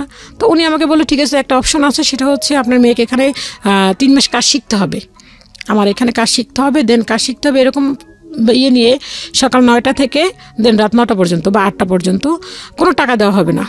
তা আম্মা চিন্তা করলো যে এছাড়া তো কোনো ওয়ে নেই, কারণ বাসায় গেলে তো আমি ঠিক মতোই করতে পারবো না, আর এছাড়া আমার তো কোনো কিছু করারও ছিল না। তো আম্মা বললো যে ঠিক আছে তাই করবে। তো আমি সেই সকাল 9টায় যেতাম, তখন হয়তো মেবি বয়স 13 কি বা 12.5 কি 13 হবে এরকম আর কি। তো 9টার সময় কাজে যেতাম, সারাদিন ওখানে থাকতাম, দুপুরে 1 ঘন্টার জন্য খাবারের টাইম দিত, দেন আমি আবার রাতে কাজ করতাম। তা আম্মু এরকম করে কাজ শিখতে শুরু করলাম। দেন 1 বছর পরে আমার না দেখা যাচ্ছে কি আমি দোকান থেকে হাঁটতে হাঁটতে আমার নিঃশ্বাসটা গরম হয়ে যেত, আমি হাঁটতে পারতাম না, দম ফেলতে পারতাম না। আমি দম ফেলতে গেলে কিছু একটা শক্ত কিছু ধরে দম ফেলতে হতো, কষ্ট হতো, নিঃশ্বাস নিতে পারতাম না। তো মাকে বললাম মা আমি নিঃশ্বাস নিতে পারতেছি না। তো মা বললো কেন কি হয়েছে, আমি কি জানি না মা আমার না খুব কষ্ট হয় শ্বাস করতে গেলে। তা বললো যে না হয়তো কোনো পর আম্মা অতটা গুরুত্ব দিল না যে ঠিক হয়ে যাবে। তো দেখা গেলো আস্তে আস্তে আমার জিনিসটা আরও বেড়ে গেল, তো মামাকে বললো, মামা বললো কি ও দেন এর ভিতরে মামা আবার আমাকে নিয়ে একটা মার্কেটে গেলো, মার্কেটে গিয়ে আমার জন্য একটা স্যান্ডেল কিনবে। তো স্যান্ডেলটা কিনতে গিয়ে অনেক ঘোরাঘুরি, আমার চয়েস হচ্ছে যে পছন্দ না হলে আমি কিনতাম না। তো মামার স্যান্ডেল কিনতেছে আর এসে বলতেছে যে আপা আপনার মেয়ের জন্য আপনার মেয়ের স্যান্ডেল কিনতে গেছে এত ঘোরাঘুরি যে স্যান্ডেলই তার পছন্দ হয় না, আপনার মেয়ের জন্য পাত্র দেখতে গেলেও সেম কাহিনী করবে, ওর জন্য কোনো পাত্র পাওয়া যাবে না খুঁজে, এরকম একটা মামা কথা বললো, হাসাহাসি করলো। তো তার মামা বললো কি ওর নাকি সমস্যা হয়েছে আপা। পরে মা বললো যে হ্যাঁ ও বলতেছে ওর নাকি শ্বাস গরম হয়ে যায়, ও নাকি শ্বাস নিতে পারতেছে না, দম ফেলতে পারতেছে না। তো মা বললো যে তার ফার্মগেটে একটা ডক্টর আছে, ফার্মগেটের ডাক্তার হচ্ছে বিয়নার্ড আর কি ডক্টর বার্নার্ড। তো ওই ডাক্তারের কাছে নিয়ে গেলো, ডাক্তারের কাছে নিয়ে গিয়ে যাওয়ার পরে ডাক্তার বললো কি উনি আমার কথাগুলি শুনে বললো তুমি কি কোনো টেনশন করো? তো আমি বললাম যে না আমি তো কোনো টেনশন করি না, আমার কিছু টেনশন, আমি কাজ করি, আমি দোকানে যাই আসি খাই এই। তো ওই দোকানে কাশিয়ে তো এই কথা বলার পরে তো ওই এরকম করে শ্বাস ফেলতে পারতেছি না, কিন্তু এর মাঝখানে ওই আন্টিটার কাছে কাজ শিখি। কিন্তু ওই আন্টিটা কী করতো, যখন কোনো কাপড় কাটিং করতো আমাকে দেখতে দিত না, সে কী করতো যখন আমি না থাকতাম তখন কাটিং করতো। আমি আবার কি করতাম, সে যখন টুকরোগুলি ফেলে দিত ওই টুকরোগুলি আমি রেখে দিয়ে ওইটি দিয়ে আমি আন্টি যখন দোকান থেকে চলে যেত, দেন ওনার একটা ইয়ে ছিল সহকারী ছিল, ওই ছেলেটা ওদের বাসায় কাজও করতো, দেন ওর দোকানটাও সামলাতো, ওই ছেলেটাকে বসায় রাখতো যে যাতে আমি কোনো কাপড় টাপড় কোনো কিছু এদিক ওদিক না করি এই সেই। তো ছেলেটা কখনোই যেত না, যখনই দেখতাম ও চলে যেত তখন আমি টুকরো কাপড়গুলি দিয়ে নিজে নিজে ট্রাই করতাম যে দেখি ডিজাইন কাটি, বা আন্টি দেখতাম যে কাপড়টা সেলাই করতে দিত ওইটা ফলো করতাম যে কীভাবে সে কাটিং করলো। তো ওটিতে ছোটো ছোটো করে কাপড় কাটতাম, তো কাটতে গেলে অনেকগুলি টুকরা দিয়ে আমি অনেকগুলি হাতে সেলাই করে অনেকগুলি কাপড় তৈরি করছিলাম। তো দেখা যেত কি ওই বাড়ির থেকে যে বাড়িতে থাকতাম ওই বাড়ির ভাড়াটিয়াদের কাছ থেকে বলতাম আমি কাজ জানি, নিজে বলতাম আমি কাজ জানি, তো বলতো আমাকে একটা জামা তৈরি করে দাও। তো করতে করতে দেখা গেল কি এক ভাইয়া ছিল আর কি, উনি আর কি আমাদেরকে বোন বলে ডাকতো, অনেক আদর করতো। তো উনি মনে করতো কি আমি কাজ পুরোপুরি কমপ্লিটলি জানি, আমি ওনাকে এর মাঝখানে কথা ভুলে গেছি। তো আন্টিকে যখন কাজ শিখতেছি, তো কাজ শিখতে শিখতে 2 মাসের মাথায় আমার কাজ পুরো কমপ্লিট হয়ে গেল, একদম ফুল কমপ্লিট, আমি এখন কাজ করতে পারি। দেন তখন উনি আমাকে 500 টাকা বেতনের জব দিল। তখন এই মাঝখান থেকে তখন এই কাজগুলি করতাম, করার পরে বাড়ির ভাড়াটিয়াদের কাছ থেকে অর্ডার নিতাম, নিয়ে টুকটাক কাজ করতাম। তো ওই ভাইয়াটার কাছে গেলাম, ভাইয়াটার কাছে যাওয়ার পরে বললাম যে ভাইয়া, উনি তখন আমি মনে করতাম আমি কাজ শিখছি, তো ওই আপাকে আমি কাজ শিখাতে পারবো। তো দেখলো কি যে আমি কাজ শিখাচ্ছি না, তো ভাইয়াকে বললাম আমি অর্ডার নিয়ে আসলে ওই ভাইয়ার মেশিনে কাজ করতাম। তো দেন উনি একদিন আমাকে বললো কি যে আপার মেশিনে কাজ করতে গেলাম, যাওয়ার পর একটা কাজের একটা ববিন কেস আসছে, ওইটা না হলে কাজ সেলাই করা সম্ভব না, ওই ববিন কেসটা উনি লুকায় রাখছে কোথায়, চালু ড্রামের ভিতরে। তো আমি ববিন কেস খুঁজতে ববিন কেস পাচ্ছি না। তো আপাকে বললাম আপা ববিন কেসটা কোথায়? তো আপা বললো কি যে ববিন কেস তুই কোথায় রেখে গেছিস তুই ভালো জানিস, কালকে তুই কাজ করছিস, আমি তো আর কাজ করি নাই। তো এই কথা বলার পর আমার খুব কষ্ট লাগলো, কারণ দেখ আবার তুই কাপড়ের মধ্যে করে চুরি করে নিয়ে গেছিস কিনা। তা আমার না জিনিসটা শুনে এত কষ্ট লাগলো যে আমি একটা সামান্য ববিনকে চুরি করে নিয়ে যাব, আমি তো সারাদিন যেখানে থাকি সেখানে তো অনেক কাপড় থাকে, অনেক কিছুই থাকে, আমি তো কখন সেগুলি নিয়ে আসি না, আর আমি একটা সামান্য ববিন কেস নিয়ে যাবো। দেন আমি রাস্তায় উঠলাম, উঠে আমি ভাইয়াকে খুঁজে বের করে আমি ভাইয়াকে বললাম ভাইয়া ববিন কেসটা কোথায়? উনি কী করলো, ববিন কেস ড্রাম থেকে বের করলো। তা আমি বললাম যে ভাইয়া দেখছেন আমি যে ববিন কেস যে নেই সেটা আপনার প্রমাণ হলো? তো এই কথাটা এসে মামাকে বললাম, বাবাকে তো কিছু বলতে পারতাম না, বাবা তো সে হচ্ছে ওই যে 500 টাকা করে যে স্যালারিটি পেতাম ওই টাকাটা আব্বাকে দিতাম, আব্বা ওইটা নিয়ে খুব করতো, যা পাইতাম সবই জানতো যে আমি এই টাকা পাচ্ছি। দেন আমি যখন রাতে কাজ করতাম, মানুষের টুকটাক কাজ করতাম, দেখা যায় 3 পিস সেলাই করতাম, 50 টাকা দিত, 60 টাকা দিত, একটা ব্লাউজ করতাম 15 টাকা 20 টাকা দিত, ওইটা নিজের মন মতো আর কি কিছু একটা কিনে খেতাম। তো মামাকে বলার পরে মামা কী করলো, আমাকে একটা মেশিন কিনে দিল। মেশিনটা কিনে দিল এরকমভাবে, আমি মামাকে বললাম মামা এরকম, তো মামা আমাকে একটা মেশিন কিনে আমার দোকানে গেল, মেশিনটা এনে আমার বাসায় রেখে মামা দোকানে গিয়ে বললো কি চল বাসায় চল। আমি কি কেন মামা, আমি কি কেন আজকে কি আমাদের বাসায় খাবেন? কয় না খাবো না। হ্যাঁ খাবো, তুই চল। তো গিয়ে দেখলাম কি ঘরে মেশিন, আমি এতটা খুশি যে মেশিনটা পেয়ে যে ঈদেও এতটা মানুষ খুশি হয় না। তো মেশিনটা পেলাম, পাওয়ার পরে এখন আমি আর কি টুকটাক অর্ডার নিচ্ছি, ওই আন্টিকে দিয়ে কাপড় কাটাচ্ছি, সেলাই করতেছি। তো এরকম করতে করতে যখন আমার ওই যে কষ্টটা লাগলো, শ্বাস করতে কষ্ট হচ্ছে, ডক্টর কাছে যাচ্ছি, কোনো ডক্টরই কোনো রোগ ধরতে পারতেছে না, সবাই বলতেছে হিস্টোরিয়া। তো এই ডাক্তার বললো তুমি কোনো টেনশন করো? তা আমি বললাম না আমি কোনো টেনশন করি না। তাহলে তোমার কেন এরকম হবে? এটা তো সাধারণত যারা চিন্তা করে সারাক্ষণ তাদের জন্য এরকম একটা হতে পারে, বা কোনো দিক দিয়ে কোনো কষ্ট পেলে, কোনো রিলেশন করলে তারা হয়তো এরকমভাবে কষ্ট পেতে পারে। তোমার কেন কিসের কষ্ট, তুমি কেন কিসের চিন্তা করো? তো মাকে জিজ্ঞেস করলো, মাকে বললো যে না আমার মেয়েতে এরকম কোনো কিছু দেখতে পারতেছি না। তো এই কথা বলার পরে তো এরকম করতে অনেকটা ডাক্তার দেখালো, বেশ কয়েকটা ডাক্তারই দেখানোর পর কোনো ডাক্তারই কোনো রোগ ধরতে পারছে না, সেম ওই একই কাহিনী যে আমার শ্বাসকষ্ট, আমি নিঃশ্বাস ফেলতে পারছি না। কিন্তু এটা দিন দিন আরও বেড়ে যাওয়ার পরে এক পর্যায়ে চলে গেল। এখন আর কি ডাক্তাররা সবাই একই কথা যেহেতু বলছে, এখন বলে দেখেন আপনার মেয়ে কোথাও কোনো রিলেশন করছে, দেন সেক্ষেত্রে আপনার মেয়ে কষ্ট পেয়েছে, এরকম কিছু একটা। তো আম্মু আমাকে বললো, আমাদের ফ্যামিলিটা এরকম ছিল যে পিছনে আবার যেতে হয়, সেটা হচ্ছে যে যখন ক্লাস 2তে পড়ি তখন আমার মামা একটা কথা বলেছিলেন যে তোমরা যা কিছু করো না কেন, আমি আর আমার বোন আর আমার এক খালাতো বোন আছে, তো ওই 3 জনকে বলেছিল যে তোমরা এমন কোনো কিছু করো না যাতে কেউ তোমাদেরকে বদনাম বলে বা বলে যে অমুকের ভাগ্নিটা এরকম দেখছি, অমুক ছেলের সাথে ঘুরে বেড়াচ্ছে বা অমুক একটা খারাপ কিছু করছে, এটা তোমাদের মাথায় রেখো। যদি পছন্দ হয় দেন বলো যে হ্যাঁ আমার পছন্দ হয়েছে, আমি ওর সাথে যাব, এরকম। তখন আমরা খুব ছোট, ওই কথাগুলি মাথায় থাকতো যে মামা তো এই কথা বলে দিয়েছে যে কারণ যদি কোনো ছেলের সাথে কথা বলি দেন খারাপ দেখলে তো অবশ্যই মানুষই খারাপ বলবে। তো মা আমাকে জিজ্ঞেস করলো তুই কি কারোর সাথে কোনো রিলেশন করছিস? আমি কি না মা, আমি তো কারোর সাথে কোনো সম্পর্কই করিনি। তো মা আমাকে এমনভাবে ধরলো, তো আমি ইঞ্জেকশনকে খুব ভয় পেতাম। তো এখানে একটা ফার্মেসিতে নিয়ে গেল ইঞ্জেকশন দেওয়ার জন্য, আমাকে বললো কি তুমি যদি এখন সত্য কথা না বলো দেন তোমাকে আমি ইঞ্জেকশন দিয়ে দিব। তো আমি ভয়ের চোটে বললাম যে হ্যাঁ আমি যখন আমি ক্লাস 6 থেকে 7-এ উঠে যখন পড়াশোনা করে যখন ঢাকায় আসছি তখন একটা ছেলে আমাকে একটা চিঠি দিয়েছিল। তো এটা আমি কাউকেই বলিনি কোনোদিন। ওই চিঠিটা আর কি বলছিল তোমাকে আমার পছন্দ এই সে, ওই বাড়ির ভাড়াটি একটা ছেলে। তো এই কথাটা আমি মাকে বলে দিলাম যে মা আমাকে না, ওর নাম হচ্ছিল খোকন, মা আমাকে না খোকন না এই একটা চিঠি দিছিল। মা তো প্রচুর পরিমাণ রেগে মেগে, মা বললো কি তার মানে তোর খোকনের সাথে সম্পর্ক ছিল এই সেই। তো মামাকে আমার এক আম্মুর চাচাতো ভাই ছিল আর কি বাড়ির পাশে, তো ওনাকে বললো, উনি চিনতো ভালো করে, তো বললো যে এই ব্যাপার, ওর কারণে মনে হয় এই হয়েছে।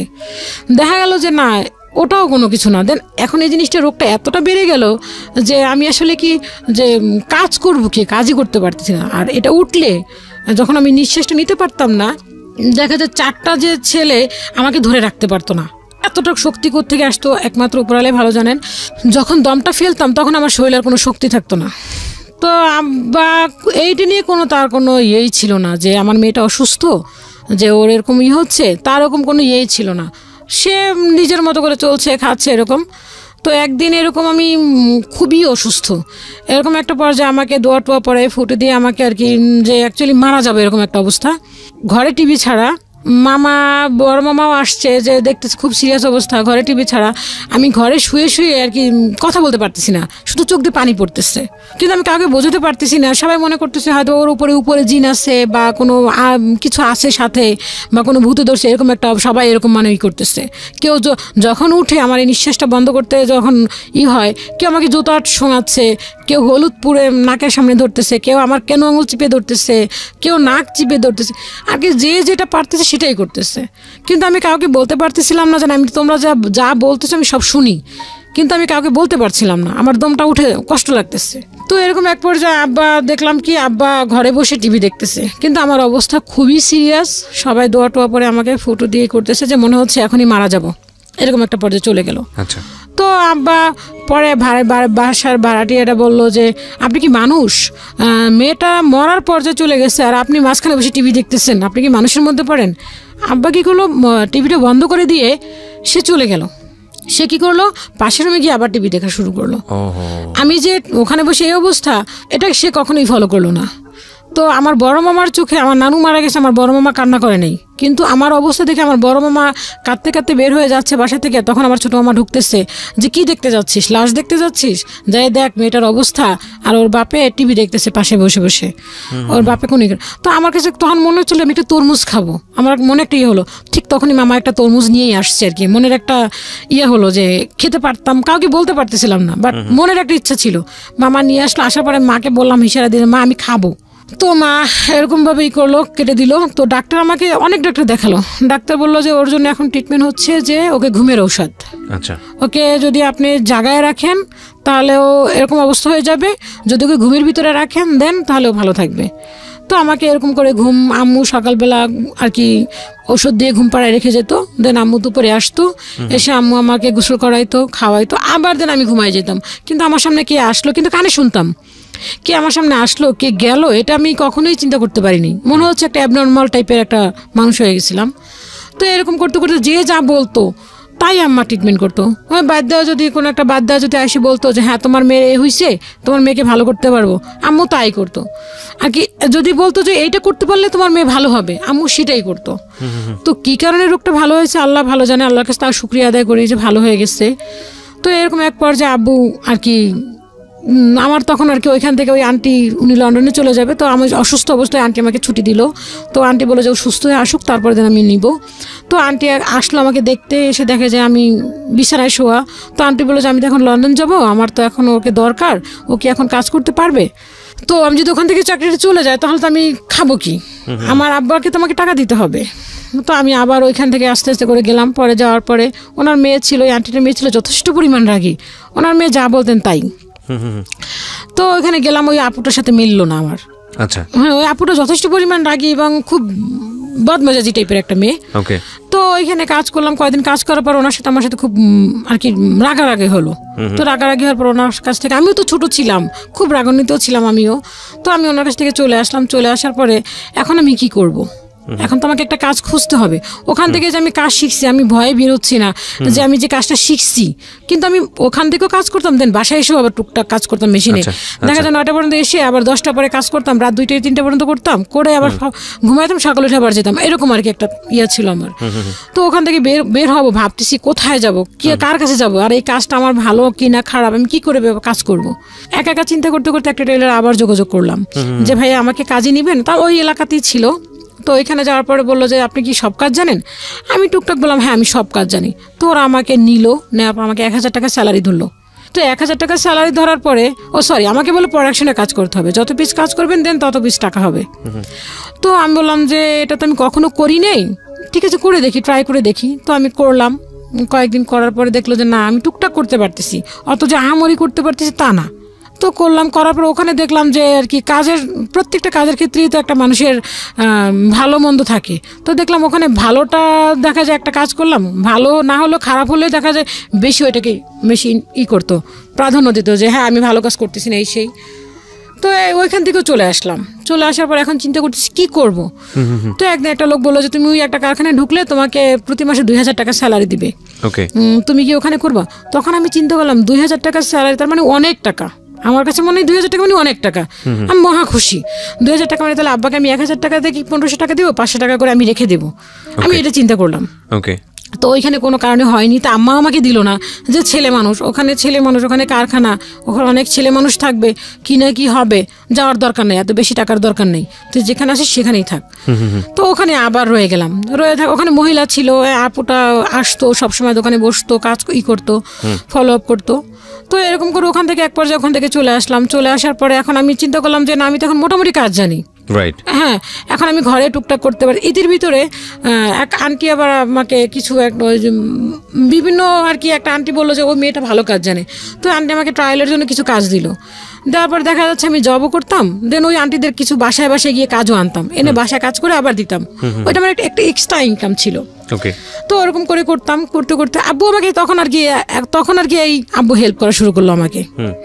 দেখা যাচ্ছে যে আমি কাজ করে আসছি, আমাকে ওই মেশিনের কিছু কাজ যদি হেল্প করা লাগতো সে আমাকে হেল্প করতো, হাতে কাজ টাজ করা লাগলে হেল্প করে দিত।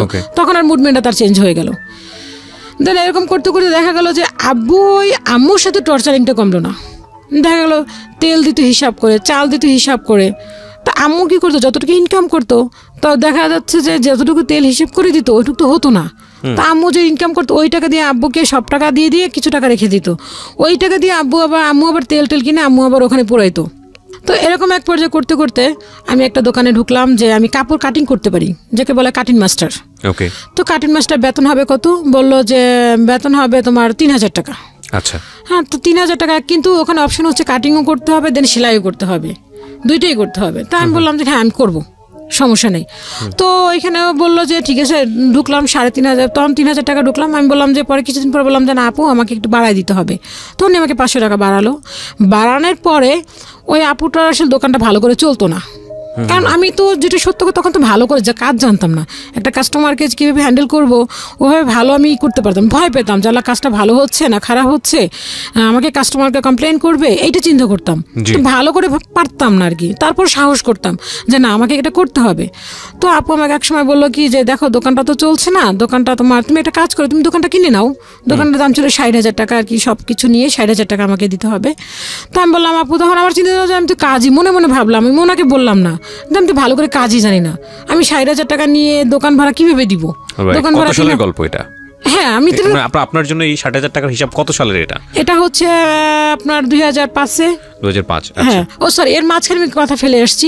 সেটা হচ্ছে এই পর্বটার আগে হচ্ছে সেটা হচ্ছে যখন আব্বু আর কি আমি কাজ করা শুরু করলাম, তো আব্বুকে দেখলাম কি সারাক্ষণই ঘরের ভিতরে এসে দেখতাম ওই টর্চারিংটা। আম্মুকে মারতো বা আম্মু দেখা যাচ্ছে যে রাতে ভাত খেতো, লাইট অফ করে ভাত খেতো, সকালে কোনো শব্দ করতে পারতো না। আম্মু যে সকালে অফিসে যাবে, এদিন আম্মা এর মাঝখানে আবার আম্মা একটি স্কুলে জব হলো, তো আম্মু সকালে যে ভোরবেলা রান্না করে রেখে যেতে হবে, আম্মু কোনো শব্দ করতো না। আর কি মনে হচ্ছে যে ঘরে পিঁপড়া আওয়াজ করতে পারবে, দেন আম্মু আওয়াজ করতো না, এরকম একটা পর্যায়ে। তো এক পর্যায়ে এরকম একটা করতে করতে টর্চারিং করতে করতে আমি আম্মুকে একসময় বললাম যে মা একটা কাজ করো, আমার না ভালো লাগে না, আমি সারাদিন কাজ করে আইসা যদি দেখি এরকমভাবে আব্বা গ্যাঞ্জাম করতেছে, ভালো লাগে না, তুমি একটা কাজ করো, আমরা আলাদা হয়ে যাই। তা আমি কয়েকবার চেষ্টা করছি যে আলাদা হয়ে যাব, কয়েকবার বের হয়ে গেছি। একবার বের হয়ে গিয়ে একটা মেয়ের সাথে কথা বলছি যে আমি চলে যাবো, থাকবো না। তো মামা বললো কি যে না তুই কই যাবি। আমার মামা আমাকে সবসময় সাপোর্ট দিত, আর এই কাজের পিছনে সবচেয়ে বেশি সাপোর্ট হচ্ছে আমার মামার, সব থেকে অবদান মা এবং মামা। তো মামা বললো যে ঠিক আছে তুই কই যাবি। তো মা আব্বা এরকম করতে করতে আম্মা বললো যে ঠিক আছে তাহলে আমরা আলাদা হয়ে যাব, আমরা থাকবো না এখানে। প্রিয় শ্রোতা, আপনারা শুনছেন প্রাণ মিস্টার। তো এক পর্যায়ে আব্বা কি করলো তখন আর কি রাতের বেলা আম্মা যেটা বলছে যে সে ওই যে জর্দা আছে না, জর্দা খেয়ে ফেলছে, সে মারা যাবে আম্মু চলে গেলে। আম্মুকে এরকম ভাবে কসম কাটলো যে আমি কোনোদিন তোমাকে ফেলে চলে যাব না। হ্যাঁ, তা আম্মা এতই একদম নরম একটা মানুষ যে সে যদি একবার যদি বলেন যে না আপনি এই কাজটা করবেন, সে ওইটা খুব সরম্য বিশ্বাস করে নেবে। আচ্ছা, তা আম্মা ওইটা বিশ্বাস করে নিল, করার পরে দেন আবারই সেই একই অবস্থা, টর্চারিং শুরু, কোনো এর থেকে আর কোনো বিকল্প কোনো কিছু হইল না। তো বাসা চেঞ্জ করলাম আমরা, ওখান থেকে বাসা চেঞ্জ করে ওখানে আব্বু ওরকমভাবে একটা গ্যাঞ্জাম সৃষ্টি করতেছে। তো বাড়িওয়ালা আঙ্কেলে ওই মামাটা বললো কি তোমরা এখান থেকে চলে যাও, তোমরা এইভাবে করতেছো, কোনো একটা অ্যাক্সিডেন্ট হয়ে গেলে তখন আর কি দেখা গেল যে মারাটারা গেলে তখন পুলিশ এসে আমাদেরকে ধরবে, তোমরা এখান থেকে বাসা শিফট করো। দেন আব্বু এরকম গ্যাঞ্জাম সৃষ্টি করতেছে, আমার ভাই আবার এর মাঝখানে একটা মেয়ের সাথে রিলেশন করলো, তখন খুবই ছোট, ওইটা নিয়ে অনেক কিছু ওরা ওই মামিটার মাও আবার ওই মামিটা বিচার দিল বাড়িওয়ালাকে। তো এই সব কিছু মিলে বাড়িওয়ালা বাসা ছেড়ে দিতে বললো, দেন আমরা বাসা ছেড়ে দিলাম। তো যে বাড়িটাতে গেলাম ওখানে ভাড়াটিয়া ছিল বলতে গেলে আমরা আর 2টা ভাড়াটিয়া ছিল, ভাড়াটিয়া ছিল না। তো ওখানে যাওয়ার পর একদিন আমি আসছি, তো বাজার তো ওরকমভাবে দেয়নি, আমি রাতে আসছি তখন বাজে 9:30। দোকান থেকে আসার পরে আব্বা কি করলো, সামান্য একটা গামছা, যে আব্বুর কোনো কিছু আমরা ধরতে পারতাম না, যে একটা সন্তানে যে তার বাবার জিনিসপত্র ধরবে ওইটা কখনো ধরতে পারতাম না, আর কখনো বলতে পারতাম না আব্বা এই জিনিসটা খাবো, আমাদেরকে এই জিনিসটা কিনে দাও, কখনোই বলতে পারতাম না মুখ ফুটে। তো বললো কি যে আমি আসছি বাসায়, আসার পরে শুনি কি ঘরের ভিতরে গেলাম চিল্লাচিল্লি হচ্ছে, আব্বা খাওয়া দাওয়া করে খাটে শুয়ে আছে, আম্মু খাবার দিচ্ছে, আমরা খাচ্ছি নিচে বসে, ভাই 2টা খাচ্ছে আমিও খাচ্ছি। আপু তো গ্রামে থাকি, আপু গ্রামে বসেই, তখন আপুর বিয়ে হয়ে গেছে, তখন আপুর 2003 সালে বিয়ে হয়ে গেছে, আপু গ্রামে শ্বশুরবাড়িতে থাকে, তখন আমি আমার 2 ভাই।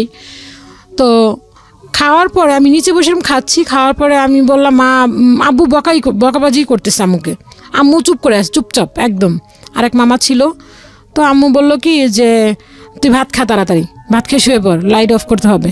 তো আমি বললাম আম্মা একটা কাজ করো, গামছা খুঁজে পাচ্ছে না, গামছা খুঁজে না পাওয়ার পর আমি আম্মারে বললাম যে আম্মা তোমার না বলছি যে তুমি আলাদা হয়ে যাই, আমরা যার যারটা তার কেউ ধরবে না, আর কোনো জ্ঞান সৃষ্টি হবে না। আমি এই কথাটা বলতে পারিনি, আমি 1 লোকমা ভাত মুখে দিছি, দেন আব্বু পিছনে খাট থেকে বসে আমাকে এমনভাবে লাথি মারলো, আমার ভাতের প্লেটটা ছুটে গিয়ে অন্য একটা জায়গায় পড়লো, আর আমাকে ভাত মুখেরটাও পড়ে গেল। পড়ে যাওয়ার পর আমি তখন একটা বকা দিছিলাম আব্বুকে, যে তখন আমি এই বকাটা ছিলাম যে আচ্ছা তোকে আমি দেখিয়ে ছাড়বো, বাবাকে বলেছিলেন। হ্যাঁ, তখন আমি এই জীবনে আমার মা এবং বাবাকে, মাকে তো কোনোদিন কথাই বলিনি, বাট বাবাকে এই জীবনে ফার্স্ট টাইম, বাবার চোখে দিকে তাকে কথা বলতে পারতাম না, তো ঘর থেকে বের হয়ে গিয়ে এই কথাটা বলছি যে তুই সারা জীবন আমাদেরকে জ্বালাইছিস, আজকে তোরে দেখাই ছাড়বো, তুই আর একটা মার দে আমাকে।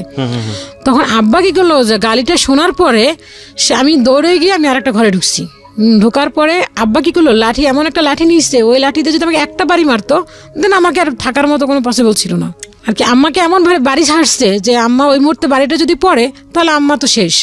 আম্মা তাড়াতাড়ি করে দৌড়ে রাস্তা উঠলো, আর আমি ওই রুমের ভিতরে দরজা লাগাই দিলাম, দেন ওই দরজা ভাঙা শুরু করতেছে, দরজা ভাঙতেছে, ভাঙার পরে এখন ওই দরজা ভাঙতে পারছে, পরে ওই যে ওই লোকের, ওই রুমের যে ওনার লোক হাজব্যান্ড ছিল, উনি সামনে এসে খালো আপনি এটা কী করতেছেন, আপনি কেন আমার রুমের দরজা ভাঙতেছেন। এখন আমাকে না পেয়ে কী করলো, আমার মেশিনটাকে ভেঙে ফেললো, আমার মেশিনটাকে ধরে একদম পুরো জায়গায় ফেলছে, মেশিনটা পুরো খুলে টুলে অস্থির। পরে আমার মামা ছিল, ওই মামাটা কি করলো, ওইটা বাঁচাইলো। বাঁচানোর পরে আমাকে ঘর থেকে বের করে দিল। দেওয়ার পরে আমি কি করলাম, ওই রাত ওই বাসায় ছিলাম, ওই ফ্লোরে শোয়া, ওদের বিছানা আর কি একটা কাঁথা দিল আমাকে, তো ফ্লোরে শুয়ে রইলাম। শুয়ে থাকার পরে সকালে উঠলাম, উঠার পরে মনে হলো যে আমি ভাবলাম আমার এতটা কষ্ট লাগলো যে সারাদিন আমি আমি কষ্ট করে আসি, তারপরে কেন এত অশান্তি?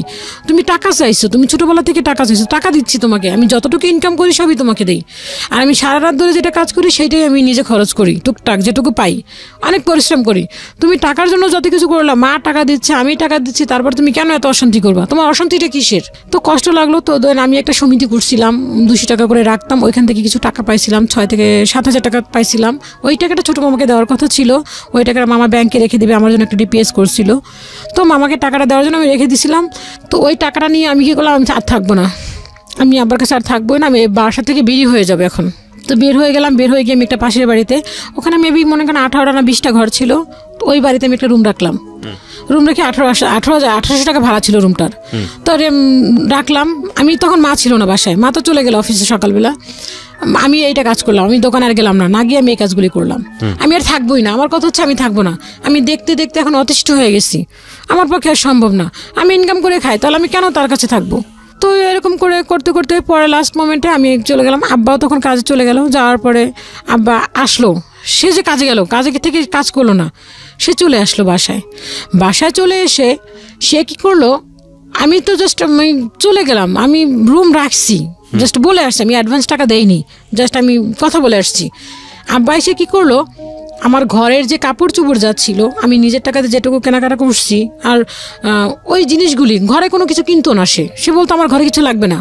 বলতাম যে না আব্বা, একটা গ্লাস কিনি, একটা কিনি, মানুষ আসলে কি বলবে, ঘরে তো একটা পরিবেশ দরকার আছে, আমার কোনো কিছু দরকার নেই। তো আমি কিছু টাকা জমাইয়া মামাকে দিয়ে জিনিসগুলি কেনাইতাম, যে একটা মানুষ আসলেও তো আমাকে একটা গ্লাস পানি দেওয়ার জন্য একটা গ্লাস প্রয়োজন আছে আমার। তো ওই জিনিসগুলি আব্বা আমাকে দিয়ে দিল। আমি বললাম যে এই জিনিসগুলি আমার, সে আর কিছু বললো না, ওই জিনিসগুলি নিয়ে আমাকে বের করলো। দেন আমি একটা বিছানার চাদর কিনছিলাম। তো বিছানার চাদরটা কেনার পরে আমি যে আব্বা যে একটা চাদর কিনছিল, আমার বড় আপু আসার পরে ওই চাদরটা কেনার পর আপু যে চাদরটা কিনছিল আব্বুর টাকা দিয়ে, ওই চাদরটা তখন বিছানো ছিল, খাটে বিছানো ছিল। আর যে আমি যে একটা নতুন চাদর কিনছি, চাদরটা ছিঁড়ে গেছিলো আর কি, হালকা পাতলা ছিঁড়ে গেছিলো।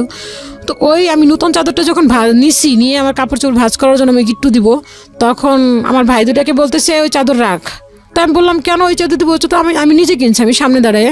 তো বললো যে ওই চাদর, সরি, মাঝখানে আমার কাপড় চোপড় নিতে দিবে না, আমার কিচ্ছু নিতে দিবে না, ঘরের সব কিছু রেখে দিবে। তো আমি বললাম এগুলি আমার জিনিস কেনা, আমি কেন আপনি এগুলি রেখে দিবেন? তখন আবার আমাকে মারতে আসতেছে। তখন ওই বাড়ির ভিতরে একটা ছেলে ছিল, ওই ছেলেটা আমাকে পছন্দ করতো, বাট আমি জানতাম না। তো ওই ছেলেটা আমাকে এমনভাবে গাইড দিচ্ছিল, এলাকার মাস্তান টাইপের একটু ছিল, ওকে মনে করেন বিভিন্ন পুলিশ আর্মি র্যাব এগুলি ধরতো। তো ও খুব শেল্টার দিল আমাকে। তখন দরজার সামনে দাঁড়িয়ে বলল আপনি কোনো কথা বলবেন না, ওর জিনিসপত্র নিয়ে যাবে। তো নিয়ে যাওয়া, তো ওই তখন চাদরটা আমার বললো যে এই চাদরে ঘুমাইছে না, এই চাদর কেন নিবে, এই চাদর নিয়ে যাবে, এইটা নিয়ে যাবে, এটাও ঘুমাইছে না, এটা ওর চাদর না, ঘুমাইয়া শীর্ষে কেন। তো আমি আর কিছু বললাম না, আমি ওই চাদর নিয়ে ওইগুলি নিয়ে আমার পাতিল, আমি একটা পাতিল কিনছিলাম আর কিছু কাঁচের জিনিস কিনছিলাম, ওগুলি নিয়ে আমি চলে আসছি। আসার পরে বাইরে বের করে দিল, তো আমার সব কিছু বের করে দিল। তখন আমি কি করবো, তখন চিন্তা করলাম আমি কি করব, কোথায় যাবো, তো রুম তো রাখি না, একটা মেয়ে মানুষ একটা রুম রাখবো। তখন আমি চিন্তা করলাম একটা মেয়ে মানুষ রুম রাখবো, ওখানে আমি থাকবো কি করে, এতগুলি ভাড়াটি একটা মেয়ে মানুষ থাকা কি সম্ভব? তো ওই যে ছেলেটা আমাকে পছন্দ করতো, তো ও কি করলো, ওইগুলি নিয়ে সব ওর রুমে রাখলো।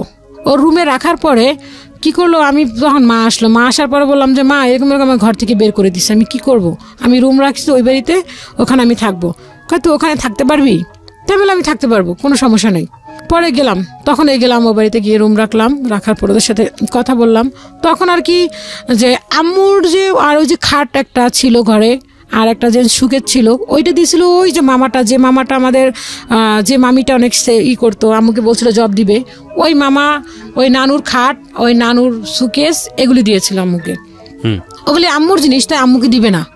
আম্মুর কোনো একটা শাড়ি দিল না, আম্মুর কোনো একটা কিচ্ছু দিল না, সব কিছু রেখে দিল আম্মুর, ভাইদের জিনিসপত্র দিল না। তো আমি একা গেলাম, আমি গিয়ে করলাম, তো আমার জিনিসপত্র যেগুলো ছিল সবকিছু নিয়ে গেলাম। আপনার প্ল্যান কি ছিল, আপনি বাসা থেকে বের হয়ে কোথায় যাবেন? বাসা থেকে গিয়ে প্ল্যান ছিল কি আমি এখানে থাকবো না, আমি রুম নিয়ে আমি একা থাকবো, যে কোনো জায়গায় চলে যাবো, বাট এখানে বাসায় না আমি আর আব্বুর কাছে থাকবো না। আমার টার্গেট হচ্ছে যে আমি সারাদিন কাজ করি, উনি টাকা চাইছে টাকা দিচ্ছি, বাট সে কেন এখন আমাকে এরকম ভাবেই করবে, মারবে কেন? আমি তো টাকা দেওয়ার কথা, এখন তো শান্তি হওয়ার দরকার। আমরা 4টা ভাই বোন, আমাদের সংসারটা সুখী হতে পারতো। 2টা ভাই বোন পড়াশোনা করছে, দেন তুমি টাকা চাইছো, আমার তো পড়াশোনা তুমি বন্ধই করে দিছো। তো সেক্ষেত্রে তো তোমার এখানে এরকম মারধর করার তো কোনো কিছু নাই। আম্মু যা ইনকাম করে সবই তোমাকে দিচ্ছে, তুমি তো ওভাবে যে আমাদের যে ভালো খাবার দাবার তাও তো তুমি দিচ্ছ না আমাদেরকে। তুমি তো একটা যদি একটা মুরগি আনতো তো দেখা যাচ্ছে 1 মাস 2 মাস 6 মাস পরে একটা মুরগি আনতো এরকম ভাবে, হ্যাঁ, তো দেখা যেত, তাও তো আমরা কখনো কমপ্লেন করতাম না যে আব্বা অমুকের ঘরে আনছে তুমি আনো না কেন, তাও কখনো তো কমপ্লেন করতাম না। যা দিতা তাই তো খেতাম, টাকা দিতাম তাও তো ওরকম ভাবেই সুখী ছিলাম। তুমি চাইছিলাম শান্তি, তুমি তো শান্তি দিচ্ছ না। তখন ভাই দুটো আমার সাথে চলে আসলো, আমাকে নামাই দিছে। এখন আম্মু তো আর আমাকে একা রাখতে পারে না, যেহেতু আমি একটা উপযুক্ত মেয়ে, সেক্ষেত্রে আম্মু কেন আমাকে একা রেখে চলে যাবে। আম্মু আমার সাথে চলে আসলো, আম্মু চলে আসার পরে 2টা ভাইও চলে আসলো। রাতে ঘুমাতাম কি করে, কিছুই দিল না। ফ্লোরে, শুধু ফ্লোরে আমার ভাইদের ব্যাগ ছিল, দেন আমার কিছু টুকরো কাপড় ছিল, জামা ছিল, ওগুলি মাথায় দিয়ে ঘুমাতাম। তো এক পর্যায়ে দেখা গেল কোনো কিছুই দিচ্ছে না, আমাদের প্লেট গ্লেস আম্মু যেগুলি রাখছে ওগুলো কিছুই দিবে না। কি করলো, ওই যে ওই মামাটাকে ডাকলাম, ডাকার পরে ওই মামা আসলো, আসার পরে ওই মামা সালিশি করলো, বললো যে তুই এগুলি আব্বুকে বলো তুমি এগুলি কেন রেখে দিচ্ছ, এগুলো তো আমি দিচ্ছি, এগুলি আমার মায়ের জিনিস, ওকে দিচ্ছি, তুমি এগুলি কেন রাখলো? ওকে তো আমি যেতে বলি নাই। আমার আম্মুর কথা বলো, ওকে তো আমি যেতে বলি না, যেতে বলছি ওকে, ও চলে গেছে, ও কেন গেল, ও যাবে না, ও থাকবে, ও যাবে। হ্যাঁ, এই কথা বলার পর আম্মু বললো এটা কেমন, মামাটা বললো এটা কেমন কথা যে তোমার এত বড় একটা উপযুক্ত মেয়েকে তুমি ঘর থেকে বের করে দিছো, তাহলে ও কোথায় যাবে, ও কোথায় থাকবে? তো এরকম এক পর্যায়ে দিলই না দেওয়াতে সে লাস্ট মোমেন্টে কী করলো, পরে মামা বললো যে তুমি যদি এগুলি না দাও, আব্বুর নাম ধরে বললো, তুমি যদি এগুলি না দাও তাহলে কিন্তু খুব খারাপ পর্যায়ে চলে যাবে, এগুলি সব কিছু দিতে হবে। তো মামা যখন হুমকি দিল, তো ওই মামারা ওই এলাকার স্থানীয় আর কি, অ্যাকচুয়ালি স্থানে মানে বাড়ি করছে, ওই ফার্মগেট এলাকাতে বাড়ি আছে ওনাদের। তো ওই হুমকির ভয়ে বললো কি যে ঠিক আছে। তখন আমার ছোট চাচা আমাদের ফার্নিচারগুলি যা যা ছিল একদম কড়াই থেকে ঢাকনা থেকে শুরু করে সব কিছু নিয়ে চলে গেল। আমাদের ঘরে ছিল শুধুমাত্র আপনার খাটটা ছিল, আর ওই সুকেশটা যে আম্মার কাপড় চোপড়টি আর ভাইদের কাপড়টা আর খাট। তো খাটটার একটা পায়া নষ্ট হয়ে গেছিলো আর কি, সাইডের ইয়েটা, তো ওইটা আব্বু টাকা দিয়ে কিনে নিয়ে এসেছিল, টাকা দিয়ে কিনে নিয়ে এসে ওইটা আব্বু ঠিক করাইছিল, দেন সেইটা খুলে নিয়ে চলে গেছে। ঘরে কিচ্ছু রেখে যায়নি, খাটটা খোলা, কিছুই নেই ঘরে, একদম পুরো সেফ ফাঁকা, ওই আমার কাপড় চোপড়টি আসছে। প্রিয় শ্রোতা, আপনারা জি চলতে চলতে আমি কি করলাম, ওখান থেকে আমি এখন বিভিন্ন শোরুমে কাজ করা শুরু করলাম, যেখানে আমি 3,000 টাকা স্যালারি শুরু করলাম, সেখানে এখন আমার 4,000 4,500 টাকা স্যালারি আসে। তো এই টাকাটা দিয়ে আমি মা এবং আমি দুজনেই শুরু করলাম। দেন মামা এর মাঝখানে বললো যে ঠিক আছে এখন তো চলে গেছে, তাহলে তোমাদের বাসা ভাড়াটা আমি দিচ্ছি। তো মা যতটুকু ইনকাম করতে লাগলো আর আমি যতটুকু ইনকাম করতে লাগলাম, সেটুকু দিয়ে আমরা দুজনে আর কি খরচ চালাচ্ছি। দেন ভাই 2টা পড়াশোনা করছে বড় আপু গ্রামে। তো বড় আপুকেও আর কি, বড় আপু শ্বশুরবাড়িতে যে খুব ভালো আছে তাও না, কারণ বাবা বড় আপুর হাজব্যান্ডকে বের করে দিচ্ছিল শ্বশুরবাড়ি থেকে। যদি একটা জামাইকে বের করে দেয় সবাই তো ভালো মাইন্ডে নেয় না, আমার দুলাভাইটা একটু আর কি বদমেজাজি ছিল। তো আপু যে খুব সুখে আছে তাও না, আপুকে সারাক্ষণ এটা নিয়েই করতো যে তোর বাবা তো আমাকে বের করে দিছে, তোদের বাড়িতে আবার কেন যাব। তো মা বলতো যে তোমার শ্বশুর তোমাকে বের করে দিছে, এখন তোমার তো শ্বশুর নাই, তুমি এখন আমাদের বাসায় আসো। তো দুলাভাই খুব কমই আসতো, আপা আসতো, বছরে একবার আসতো আমাদের বাসায় বেড়াতে। তো এরকম করতে করতে এক পর্যায়ে চলে গেল যে আমি এখন বিভিন্ন দোকানে আর কি ডিজাইনের জন্য করতে লাগলাম, কাজ শিখতে লাগলাম, যেখানে দেখতাম বেশি ভালো ডিজাইন করে সেখানে আর কি শিখতে লাগলাম। যে প্রফিটের কথা খুব কম চিন্তা করতাম হচ্ছে যে যেখানে আমার যে এখানে একটা ঢুকলে কাজ শিখতে পারবো সেরকম ঢুকতাম। আর ঢুকতাম এরকম করে যেখানে মহিলা আসছে, কারণ দেন পুরুষের ওখানে ঢুকতাম কিন্তু দেখতাম যে মহিলা কর্মচারী আছে, ওখানে থাকতাম, দেন বেশি করতাম না। তো এরকম করে করে কয়েকটা কাজ শিখলাম। শেখার পরে এক পর্যায়ে আসলো যে আম্মুর অফিসটা শিফট করবে উত্তরাতে। তো অফিসে শিফট করতে হলে তো আমি উত্তরাতে আমি কী করবো, ওখানে গিয়ে ওখানে তো আমার কাজ করতে হবে। ওখানে তো যে কাজ করব সেখানে তো আমার তো পরিচিত কোনো কেউ নাই, যে আমার আত্মীয় স্বজন বা কোনো ফ্রেন্ড সার্কেল কেউই নেই, ওখানে তো আমার কাজটা করতে হবে। কি করব পরে যে বুটিক্সটা কাজ করতাম ওইখানে কিছু হোলসেলার কাজ করতো ওই আপুটা।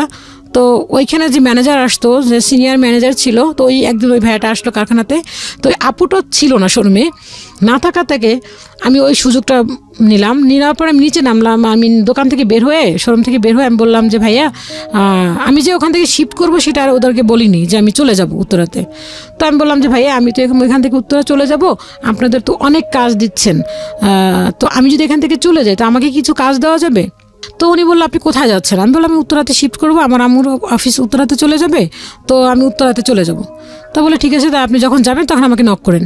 তো দিলাম আমি ওনার নাম্বারটা, বললো যে নাম্বারটা দিয়ে গেল। তো নাম্বারটা রাখলাম। রাখার পরে আমি নাম্বারটা দিয়ে পরে আমি ওখান থেকে ওরা যা কোনোভাবে জেনে গেল যে আমি উত্তরাতে চলে যাব, আমি এখানে থাকবো না, তখন ওরা আমাকে বাদ দিয়ে দিল, ওরা আমাকে আর রাখলো না কাজে। তো এখন আমি উত্তরাতে শিফট করতে গেলে আমার 6 মাস লেট হচ্ছে। তখন আমি কি করব? তখন আমি কি করলাম, আর একটা ইয়েতে ঢুকলাম। ওখানে ছিলাম কাটিং মাস্টার হিসেবে আর কি, আমি কাপড় কেটে দিতাম, ওরা সেলাই করতো। এখন ও আর এক জায়গায় যে ঢুকলাম, ওখানে আমি ঢুকলাম হচ্ছে কারিগরিতে, যে সেলাই করে দিলাম। সেলাই করার উপরে ওরা বেতন আমাকে দিল। তো আমি 6 মাস করতে হবে। তো দিন ওখানে আমি 6 মাস করলাম। করার পর আমি উত্তরাতে শিফট করলাম। করার পর ওই ভাইয়াটাকে আমি ফোন দিলাম যে ভাইয়া আমি তো উত্তরাতে আসছি, এখন আমি কী করব? তো ভাইয়া বললো ঠিক আছে তাহলে আপনি আসেন। তো ওই ভাইয়াটা সিনিয়র ম্যানেজার ছিল। তো ওই আপুটার হচ্ছে নাম বলবো না, খুব নাম করা একটা বুটিক্স, এক নামে সবাই চিনি মোটামুটি। তো ওই আপুটার কাছে নিয়ে গেল, বললো যে আপনি একটা কাজ করবেন, আপনি আমার নাম বলবেন না, আপনি অন্য একজনের নাম বলে দিল। তো ওনার নাম নিয়ে আপনি যান, গেলে আপনাকে কাজ দিয়ে দিবে। তো আমি গেলাম, যাওয়ার পরে ঠিক আমি বললাম, বলার পরে বলো কয়টা মেশিন? তো আমি বললাম 2টা, এরকম বলার পরে তো বলো সব কিছু আছে? বলে হ্যাঁ সব আছে, জাস্ট সেলাইটা। তো উনি আমাকে কিছু প্রাথমিকভাবে কাজ দিল, বলো যে এগুলি নিয়ে করেন, দেন তারপরে আরও কাজ দেওয়া হবে। তো উনি আমাকে কিছু কাজ দিল। দেওয়ার পর উনি যে রেটটা দিল, রেটটা আসলে পোষাচ্ছিল না। তো একটা ভাইয়া আছে, ওনার নাম বললেই না আসলে, উনি টেলারিং সেক্টরেরই, বাট উনি হচ্ছে এমব্রয়ডারি কাজ করতেন। ওনার নাম হচ্ছে জাহাঙ্গীর। তো ওনার কাছে আমি গেলাম যে ভাইয়া এরকম এই কাজটার প্রফিট, এই কাজটার রেটটা কত পড়তে পারে, যদি আমি কাজটা করাই আমি কত নিব, দেন আমি কত দিয়ে করাবো, আমার কত লাভ হবে। তো উনি আমাকে কিছু একটা সাজেশন দিল যে হ্যাঁ আপনি এরকমভাবে করেন, এরকমভাবে করলে আপনার এটা আসবে। তো বলার পরে আমি ওইভাবে করে কাজ করতে লাগলাম। দিলে ওনাকে আমি কিছু কাজ দিলাম, দেওয়ার পরে আমাকে মোটামুটি দিল আর কি, চলতে লাগলাম টুকটাক চলে আর কি, যে আহামরি যে তা না। দেখা যাচ্ছে আমি 20,000 30,000 টাকার কাজ করতেছি, কিন্তু আমাকে উনি দিচ্ছেন 5,000 টাকা, 6,000 টাকা, 3,000 টাকা, 2,000 টাকা এরকম। তো তখন আমি ওই কাজটা, এতগুলি কাজ আমি তো করতে পারতাম না একা। তো 2টা কারিগর রাখলাম, ওদেরকে দিয়ে কিছু করাতাম, ওরা রাত 9টা পর্যন্ত থাকতো, আমি কাটতাম, সেলাই করতাম, সারা রাত ধরে কাজগুলি করতাম, আয়রন করতাম, প্যাকেট করতাম। দিন আমি ভোর 6টা বাজে আবার ওই কাজগুলি 2 হাত ধরে প্যাকেট একটা নিয়ে আমি আবার সেই ওখানে মালগুলি পৌঁছায় দিতাম। আমি কখনো একটা ব্যাগ টানতাম না, হয়তো বা ফ্যামিলিটি এরকম ছিল, কিন্তু কখনো হাতে একটা কিছু থাকলে একটা নিজের কাছে লাগতো। তো তখন আমি এই চিন্তাটা করতাম না যে না আমি এই ব্যাগ টানতেছি, এটা নিয়ে আমার কেউ কিছু বলবে, এটা চিন্তা করতাম না। তখন আমি কি করতাম যে ওই ব্যাগগুলি নিয়ে, 2টা ব্যাগ হাতে নিয়ে আমি যেতাম, বাসে উঠতাম, বাসে উঠে আবার নামতাম, নেমে আমি আবার ওই ব্যাগগুলি নিয়ে আবার ওইখানে দিতাম মালগুলি। দেওয়ার পর এক পর্যায়ে গেল কি, ওখানে মাল দিই ঠিকই, ওনাদের খাতা দেখা যাচ্ছে 40, 50, 60,000 টাকা আমার হয়ে গেছে, কিন্তু উনি আমাকে দিচ্ছে 5,000 টাকা। তো ওই 5,000 টাকা আমি ওই এমব্রয়ডারি কাজওয়ালাকে দিব কি, দেন আমি কর্মচারীটাকে কি দিব? তো দেখা গেল ওই টাকাগুলো নিয়ে এসে আমি ওই কর্মচারীকে বিদায় দিতাম, কারণ ওরা তো আমার কর্মচারী, ওদেরকে তো আমাকে দিতে হবে। আমি কি খাইবে নাকি সেটা তো ওরা দেখবে না, ওদেরকে আগে আমার পেড করতে হবে। দেন এগুলি দিতাম, দিতে দেখা যায় 500 টাকাও থাকতো, কোনোদিন 200 টাকাও থাকতো, কোনোদিন থাকতোই না। দেন বাসায় এক্সট্রা কিছু কাজ নিতাম, ওই টাকাটা দিয়ে মোটমাট টুকটাক চলতাম। দেন বাসা বাড়া মামাই দিচ্ছেন, দিতে এক পর্যায়ে এখন মনে হলো যে আরেকটু কাজের ইয়েটা বাড়ানো দরকার। দেন আর একটা কর্মচারী নিলাম, নেওয়ার পরে কাজ করলাম। কাজ করতে করতে ঈদের সময় আসলে উনি হিসাবটা করতো। তো ওনাকে আমি প্রায় 12টা ড্রেস, ওই ড্রেসগুলির রেট ছিল 1,000 টাকা করে। তো 12টা ড্রেস দিলাম। 12টা ড্রেস দেওয়ার পরে উনি কী করলো, ওই 12টা ড্রেস ওনার দোষ ছিল কিনা আমি বলবো না, জানি না, সেটা হচ্ছে একটা ম্যানেজার ছিল, ওই ম্যানেজার আমাকে একটা মেমো দেয়নি। তো আমি চাঁদাতে হিসাব করতে গেলাম, তো উনি আমাকে 12,000 টাকা কম দিচ্ছেন। তো আমি বললাম আপু 12,000 টাকা কেন? তোমার এখানে কোনো হিসাব তো নাই 12,000 টাকা, তুমি যে আমাকে দিয়েছো সেটা কই, তোমার ডকুমেন্টস কোথায়? তুমি বললাম আমার কাছে মেমো আছে। কদিন তুমি মেমো নিয়ে এসো। বাসায় এসে করলাম, দেখলাম না আমার বাসায় মেমোই নেই কোনো। তা না, এখানে কাগজ কলমে প্রুভ করতে হবে। দেন আমার কাছে কাগজ কলম নাই, সেক্ষেত্রে আমি এটা 12,000 টাকার পেলাম না পাওয়ার পরে আমি এখন উনি আমাকে চাঁদরাতেই করে দিল। দেওয়ার পরে এটা হচ্ছে 2010 সালে। 2010 সালে যখন উনি আমার 9 সালে কাজটা যখন বন্ধ করে দিল, চাঁদরাত আসলো, আসার পর কাজগুলি দেওয়ার পর টাকাগুলি দিল। 2010 সালে আমি ওনার কাছে গেলাম যাওয়ার পরে বললাম আপা আমাকে কাজ দিবেন না? তো উনি আমাকে বললো কি যে এখন তো ঢাল সিজন, তুমি কিছুদিন পরে আসো। তো এখন আমি কি করবো? এই ঢাল সিজন এসে উনি যখন ওনার সিজন আসবে তখন আমাকে কাজ দিবেন, দেন যখন সিজন ছাড়া হয়ে যাবে তখন আমাকে কাজ, এর মাঝখানে উনি আমাকে কাজ দিতে চাইলো না, কাজে কিছু অল্টার হলো। কাজের অল্টার হলো না, ওখানের যে ম্যানেজার ছিল ওই ম্যানেজারের সাথে কোনো মেয়ে মানুষ কথা বলতে পারবে না। ওই ম্যানেজারের সাথে কথা বলবো কেন? হ্যাঁ, ওই ম্যানেজারের সাথে কীভাবে আমার সাথে দেখা হলো? তেন আমাকে কিছু কাজ দিল না। তো আমি ওই ভাইয়াকে বললাম যে ভাইয়া আমাকে তো আপু কোনো কাজ দিল না, আর আমি আজকে যদি আমাকে টাকাটা না দেয় তাহলে আমার আজকে 1000 টাকা যদি আমাকে দেয় তাহলে আমার আজকে বাসায় বাজার চলবে, দেন যদি 1000 টাকা নাও দেয় তাহলে আমার বাসায় বাজার চলবে না। আমি সকাল 6টায় গেছি, দেন কাজগুলি দিলাম, আমাকে 1 টাকা দিল না, না দিয়ে বের করে দিল।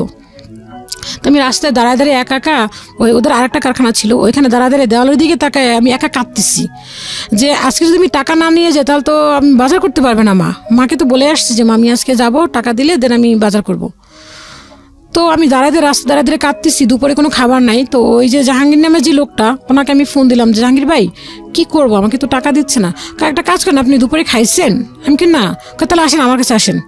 তা ওনার বাসায় গেলাম, যাওয়ার পরে উনি কি করলো, উনি যে মেসে খাইতো, তো ওনারই এক আত্মীয়, ওখানে লোক খাওয়াতো উনি। তো উনি কি করলো, ভাত খান। আমি ভাত খাবো কি, আমার ভাত পেটে যাচ্ছে না। তো উনি আমাকে ভাত দিল, একটা কাঁকরোল ভাজি, শুধু শুকনো ভাজি, আর একটা পুঁটি মাছ, এটা দিয়ে উনি আমাকে ভাত দিলেন। ওখানে যেটা খাবার ওদের মেনুতে ছিল, তো 1 নালা ভাত মুখে দিয়েছি, কিন্তু মাছটাও ছিল পোড়া, একেবারে করকরা একদম করা। তো 1 নালা ভাত মুখে দেওয়ার পরে ওই যে ভাইয়াটা যে ম্যানেজার, ওনাকে আমি ফোন দিছিলাম, তো উনি ফোনটা রিসিভ করে তখন আমাকে ফোন ব্যাক করলো। তা আমি বললাম যে ভাইয়া এরকমের উনি তো আমাকে কাজ দেয়নি আর আমাকে কোনো টাকাও দেয়নি, আমাকে অন্ততপক্ষে 1000 টাকাও যদি দিত আপা তাহলে হয়তো আমি অনেক ভালো হতো আমার জন্য।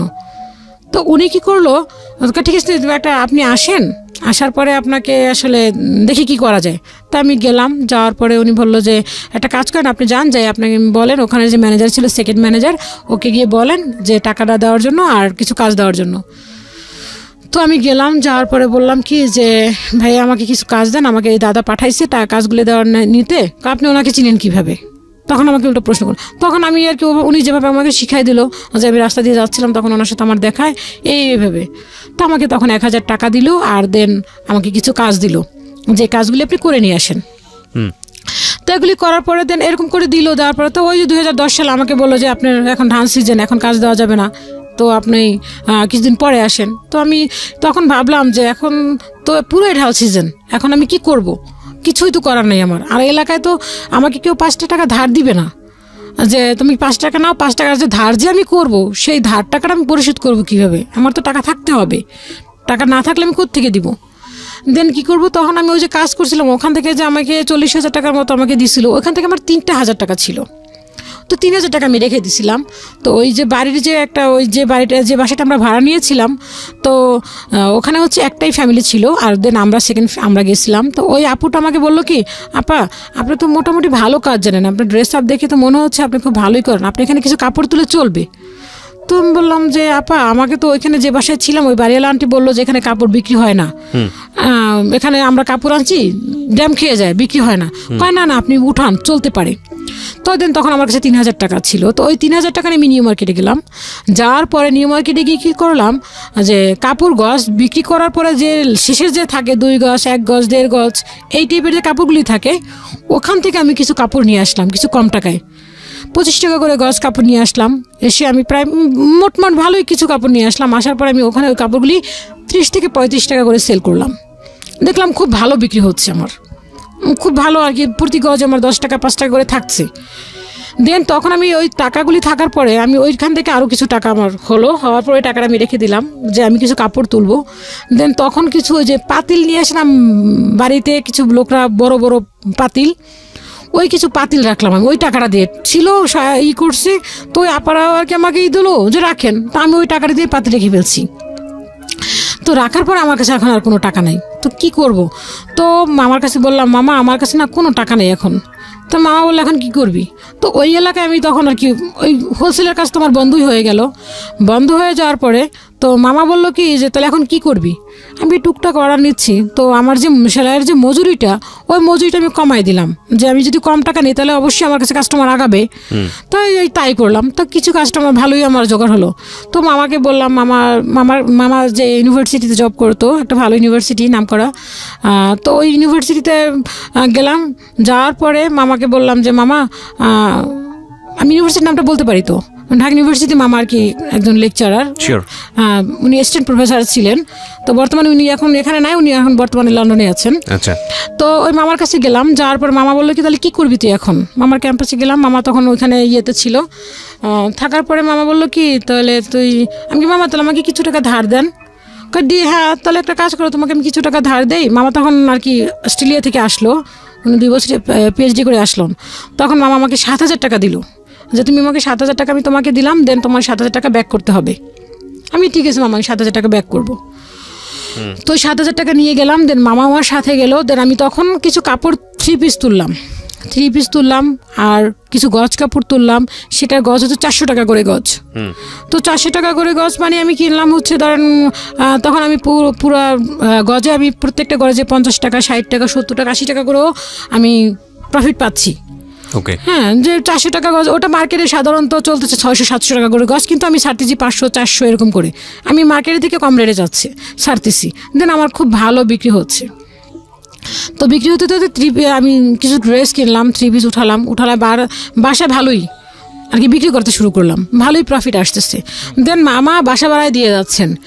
তখন আমাদের বাসা ভাড়াটা ভাড়া দাঁড়ালো হচ্ছে 4,500 টাকা। তো 4,500 টাকা মামা দিল। দেন তখন দেখলাম যে আমার ইনকামটা ভালোই হচ্ছে, আমার এখন আর কোনো কষ্ট হচ্ছে না। তখন মামাকে বললাম যে মামা, আপনি তো এতদিন যাবত আমাকে দিয়েছেন, আব্বা তো সেই 2005 সালে চলে গেল, 5 সাল থেকে আপনি এখন দিচ্ছেন, তো এখন 2010 সাল, এখন আমি দেই। তো মামা বলল যে তুই দিবি? আমি কি হ্যাঁ মামা আমি দে, যখন আমি না পারবো তখন আপনি দিয়েন।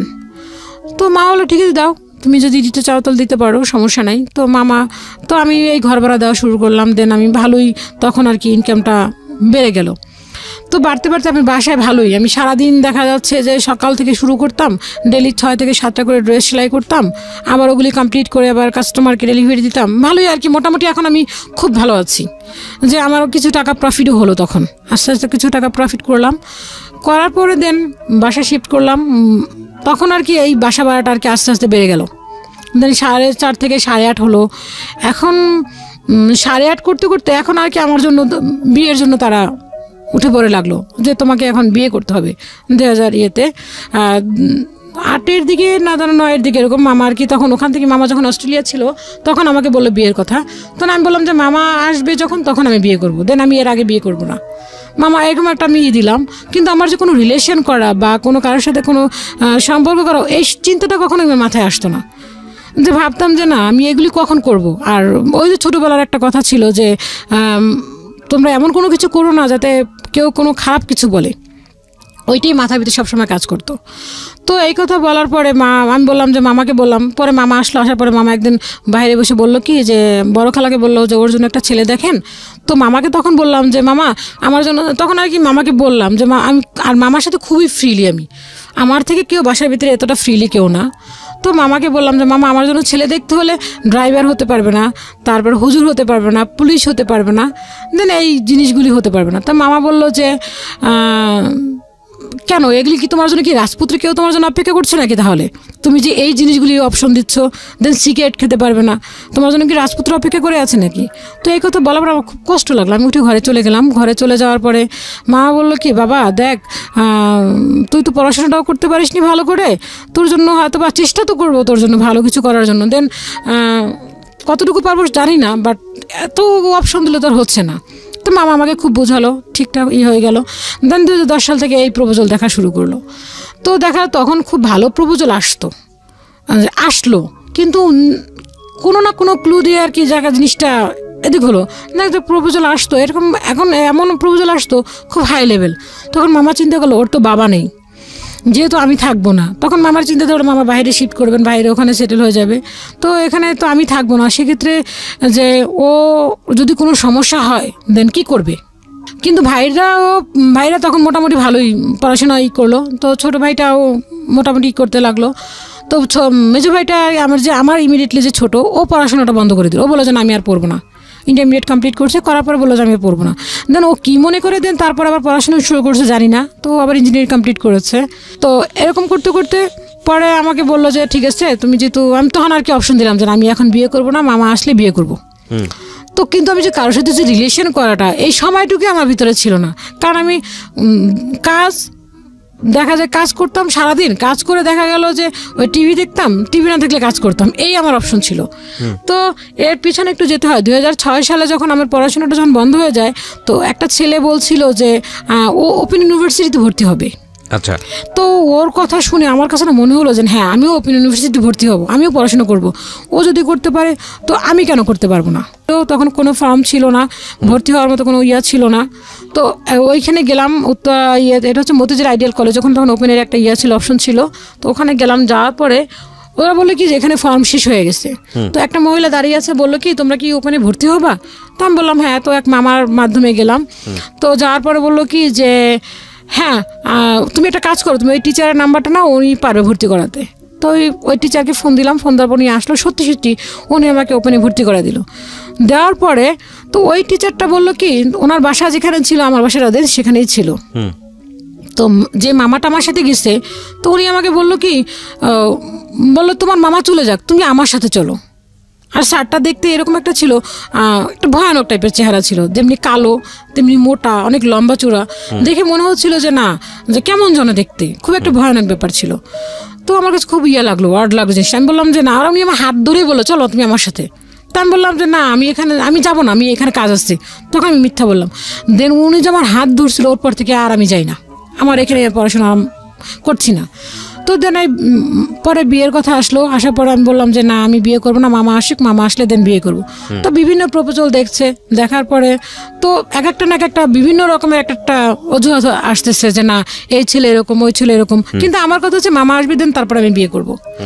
কিন্তু আমার তো কোনো কারোর সাথে রিলেশন নাই, কিন্তু সবাই আমাকে বলে নিশ্চয়ই এই মেয়ের কারোর সাথে রিলেশন আছে, দেন নয়তো আগে বিয়ে হয়েছে, বিয়ে হওয়ার পরে দেন সম্পর্ক ভেঙে গেছে, এই জন্য এখন এই কথা বলছে। দেন আমি কোনোদিন কারোর সাথে রিলেশনই করিনি। হ্যাঁ, একটা ভাইয়াকে আমার খুব পছন্দ হয়েছিল, কিন্তু সেটা হচ্ছে ওই ভাইয়াটা আমাকে যথেষ্ট পরিমাণ পছন্দ করতো, কিন্তু ওনার স্ট্যাটাস দেন আমার স্ট্যাটাস অনেক উপরে। উনি একজন এডুকেশন লোক, যে পড়াশোনার ক্ষেত্রে ওনার সব কিছু হাই, এবং দেন ওনার স্ট্যাটাসও হাই, সেক্ষেত্রে আমি কিছুই না, আমি একদম শূন্য পর্যায়ে। দেন তারপর উনি কিছু কথা শুনে আমার খুব বিশ্বাস করে উনি আমাকে পছন্দ করেছে। দেন ওনার মাকে গিয়ে বললো, ওনার মা বলার পরে ফার্স্টে ওনার অপশন হচ্ছে বরিশালের মেয়ে বিয়ে করানো যাবে না। দেন তারপর অপশন দিলে কি ও তো পড়াশোনা না, মিনিমাম তো ডিগ্রি কমপ্লিট থাকতে হবে, তাহলে হবে। তারপর ওই ভাইয়াটা বললো, অনেক চেষ্টা করেছে, ওই ভাইয়াটা বললো যে মা তুমি একটা কাজ করো, তুমি ওর ছবিটা দেখো, পড়াশোনা তো নাহলে আমাদের যে সম্পত্তি যা আছে, আমাদের তো অটুট সম্পত্তি, ওনাদের এতটাই সম্পত্তি যে অফুরন্ত, আমি নিজে দেখেছি ওনাদের অফুরন্ত সম্পত্তি। তো বলে যে আমাদের যে এত কিছু, আমি তো একাই, এখানে তার কেউ নাই, তাহলে তো ওদের পড়াশোনা তোকে করানো যাবে, সেটা কোনো ব্যাপার না, তুমি একটু ছবি দেখো। না, ছবি দেখা যাবে না, দেন হচ্ছে বরিশালের মেয়েরা ভালো হয় না। তো এটা গেল, এটা চলে গেল। তো আমি আর ওনার সাথে আমার ভালো লাগতো, ওনাকে আমার অনেক ভালো লাগতো, ওনাকে এরকম ভালো লাগতো যদি উনি আমাকে একদিন বৃষ্টিতে ভিজছি, উনি আমাকে বলছে যে ভাইয়া যাও তুমি চুলটা ধুয়ে আসো। আমি ওই রাত্রে ঘুম থেকে উঠে চুল ধুয়ে আসছি। আমার বলে কি হয়েছে, পাগল হয়ে গেছে মনে হয়, দেখ এতটাই ওনার প্রতি আমি দুর্বল হয়ে গেছিলাম। দেন উনিও অনেক দুর্বল হয়েছিল আমার প্রতি। তো যেন পরে আমি বললাম যেহেতু মা চাচ্ছে না যেখানে, সেখানে কখনো সুখী হওয়া পসিবল না। তো যাই হোক, এটা চলে গেল, ভাইটা বিয়ে করলেন। তো আমি কারোর সাথে রিলেশনে যেতাম না, কারণ রিলেশনে যাওয়া মানে হচ্ছে, কেন রিলেশনে যেতাম না, যে বড় আপু রিলেশন করেনি, সেটা হচ্ছে বড় আপুকে দুলাভাই পছন্দ করে বিয়ে করেছে আপুকে। দেন এভাবে বিয়ে করেছে যে আপু আমার মামার পা ধরে নিচ্ছে, সেখানে বড় আপুকে যে পরিমাণ টর্চার করছে, সেক্ষেত্রে তো আমি রিলেশন তো কখনোই করবো না।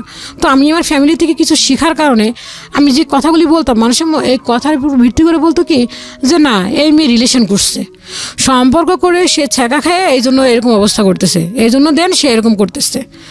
তো আমি আসলে এটা কখনোই চিন্তাও করিনি যে আমি রিলেশনে যাব। আমার সবসময় অপশন ছিল যে আমি রিলেশন করে বিয়ে করবো না, আমি সেটেল ম্যারেজ করবো, কারণ হচ্ছে সবাইকে নিয়ে করব। কেউ যেন আমাকে বলতে না পারে যে না ও অমুকে দেখছি প্রেম করে বিয়ে করছে, প্রেম করে বিয়ে করে এই অবস্থা হয়েছে, এটা যেন কেউ বলতে না পারে। আর যে ডিভোর্স নামের যে শব্দটা, এই জিনিসটা আমার মাথার মধ্যে সবসময় কাজ করে। তো এরকমভাবে পর্যায়ে চলে গেল, পরে চলে যাওয়ার পরে এখন প্রপোজাল আসার পরে বলে কি যে প্রাথমিকভাবে হচ্ছে যে তুমি মেয়ের বাবা আছে, বাবা কি করেন? তো যখনই বলে যে বাবা নাই, মা হয়তো বা বলে যে বাবা আছে, খোঁজখবর নিচ্ছে না বা বিয়ে করছে এই সেই, তখনই না কেমন একটা মোড় ঘুরে যায়। যখনই আবার বলে যে না ঠিক আছে বাবা নাই, সমস্যা নাই, কিন্তু বাড়ি এখানে কি জমি টমি আছে নাকি, যে এলাকাতে আমরা থাকি যে এখানে জমি টমি আছে, যখন বলে যে না জমিও নাই, তখন বলে কি যে না কোনো কিছু কি কোনো ছেলেকে কোনো অপশন কি দেওয়া যাবে কিনা এই সেই। তো এরকম করতে করতে পরে মামা একটা প্রপোজাল নিয়ে আসলো, সেটা হচ্ছে আমাদের গ্রামেরই একটা ছেলে আমাদের এখানকার পড়তো, তো ছেলেটা মাস্টার্স কমপ্লিট করা ছিল। দেন ওকে অপশন দিয়েছিল মামা হচ্ছে জব দিবে, জব দিয়ে মামা বলছিল যে মামা একটা ভার্সিটিতে জব দিয়ে দিবে, জব দিয়ে গিয়ে ওকে আমার কাছেই করবে। তো মামার সবসময় ইচ্ছা ছিল যে আমাকে একটা ভালো ফ্যামিলিতে বিয়ে দিবে, একটা শিক্ষিত ছেলে, কারণ আমার ভাগ্নিটা ছোটোবেলা থেকে অনেক কষ্ট করেছে, সেক্ষেত্রে যদি একটা ভালো ছেলে একটা শিক্ষিত ছেলে দেয় তাহলে হয়তো ওর লাইফটা অনেক ভালো পর্যায়ে চলে যাবে, ওর এই কাজটাও আগাতে পারবে, আর যদি কাজটা না করাতে চায় সেটা পরের ব্যাপার। তো ওই ছেলেটাকে আনলো, ছেলেটা আমাকে পছন্দ করলো, করার পরে দেখা গেল কি যে মামা বললো যে গভর্নমেন্ট জবের কথা, তো গভর্নমেন্ট জবের কথা নিয়ে বলার পরে এক সময় হলো কি যে ও আমাকে এতটাই পছন্দ করতো যে আমি যদি বলতাম এখন রাত তাহলে রাত, যদি বলতাম দিন তাহলে দিন। তা আমার নিজের মাথার মধ্যে একটা কাজ করলো যে এত ভালো মানুষ হয় কি করে, তার ভিতরে বিন্দু পরিমাণ কি রাগ হতে পারে না? আমি যে এত রাগ দেখাচ্ছি, যে এত কিছুই করতেছি, তার ভিতরে বিন্দু পরিমাণ রাগ নাই। তো আমার কাছে মনে হলো যে আমি তাকে একটু ট্রাই করি। তার কারণও হচ্ছে আমি একটা অসুস্থ ছিলাম, তো অসুস্থতা থাকার কারণে উনি আমাকে বললো যে মিরপুর দিয়ে আসতেছিলাম, তখন বলে তুমি একটা কাজ করো, তোমার হার্টটা টেস্ট করো। তো আমার জিনিসটা রাগ হলো, তার মানে কি আমি রোগী বিয়ে করবা? ঠিক আছে, আমি হাঁটতে হাঁটতে 1 নম্বর চলে আসছি। দেন আমার পিছনে সে 1 নম্বর পর্যন্ত হেঁটে হেঁটে আসছে আমাকে কনভিন্স করার জন্য। তো এরকম করতে করতে পরে আমি বাসায় এসে আমার মনের মধ্যে একটা কৌতূহল জাগলো যে না ওকে আমি ট্রাই করে দেখবো, যে দেখি সত্যি কি আমাকে ভালোবাসে নাকি আমার জবের জন্য মামার পিছনে ঘুরে বেড়াচ্ছে, আমাকে এরকমভাবেই করতেছে। তো যে এরকম বললাম সেরকম ওই কাজটা করলাম কীরকম, আমার কাছে সেকেন্ড একটা নাম্বার ছিল, তো এক ভাবি আছে, তো ভাবির সাথে খুব ভালো রিলেশন আমার। তো ভাবিকে বললাম ভাবি তুমি কি একটা কাজ করে দিতে পারবে আমাকে? তো ভাবি বললো কি যে হ্যাঁ করে দেওয়া যাবে না কেন, আমাকে তুমি একটা কাজ করো, তুমি একটু ওকে ট্রাই করে দেখবা। তো ভাবিকে বললাম যে তুমি আমার একটা কাজ করো, আমি নাম সম্পূর্ণ তুমি করবা, আমার সম্বন্ধে যত খারাপ কিছু আছে তুমি সেটা ট্রাই করবা। ও এরকমভাবে থাকতো, সেটা হচ্ছে কি আপনার দেখা গেল যে আপনার ওই যে অফিস থেকে বের হলে আমাকে ফোন দিত, অফিসে ঢোকার সময় ফোন দিত, একটা ইংলিশ নিউজে ছিল। তো এরকম করতে করতে দেখা গেলো আমার এই সন্দেহ হওয়ার কারণে ভাবিকে বললাম, তো ও প্রতিদিন সন্ধ্যার সময় অফিস থেকে বের হলে আমাকে ফোন দিয়ে বেরোতো যে আমি বের হচ্ছি। তো এটা বলার পরে তো ভাবিকে নাম্বারটা দিলাম, নাম্বারটা দেওয়ার পর ভাবি আমি যা বললাম ঠিক সেম তাই করলো।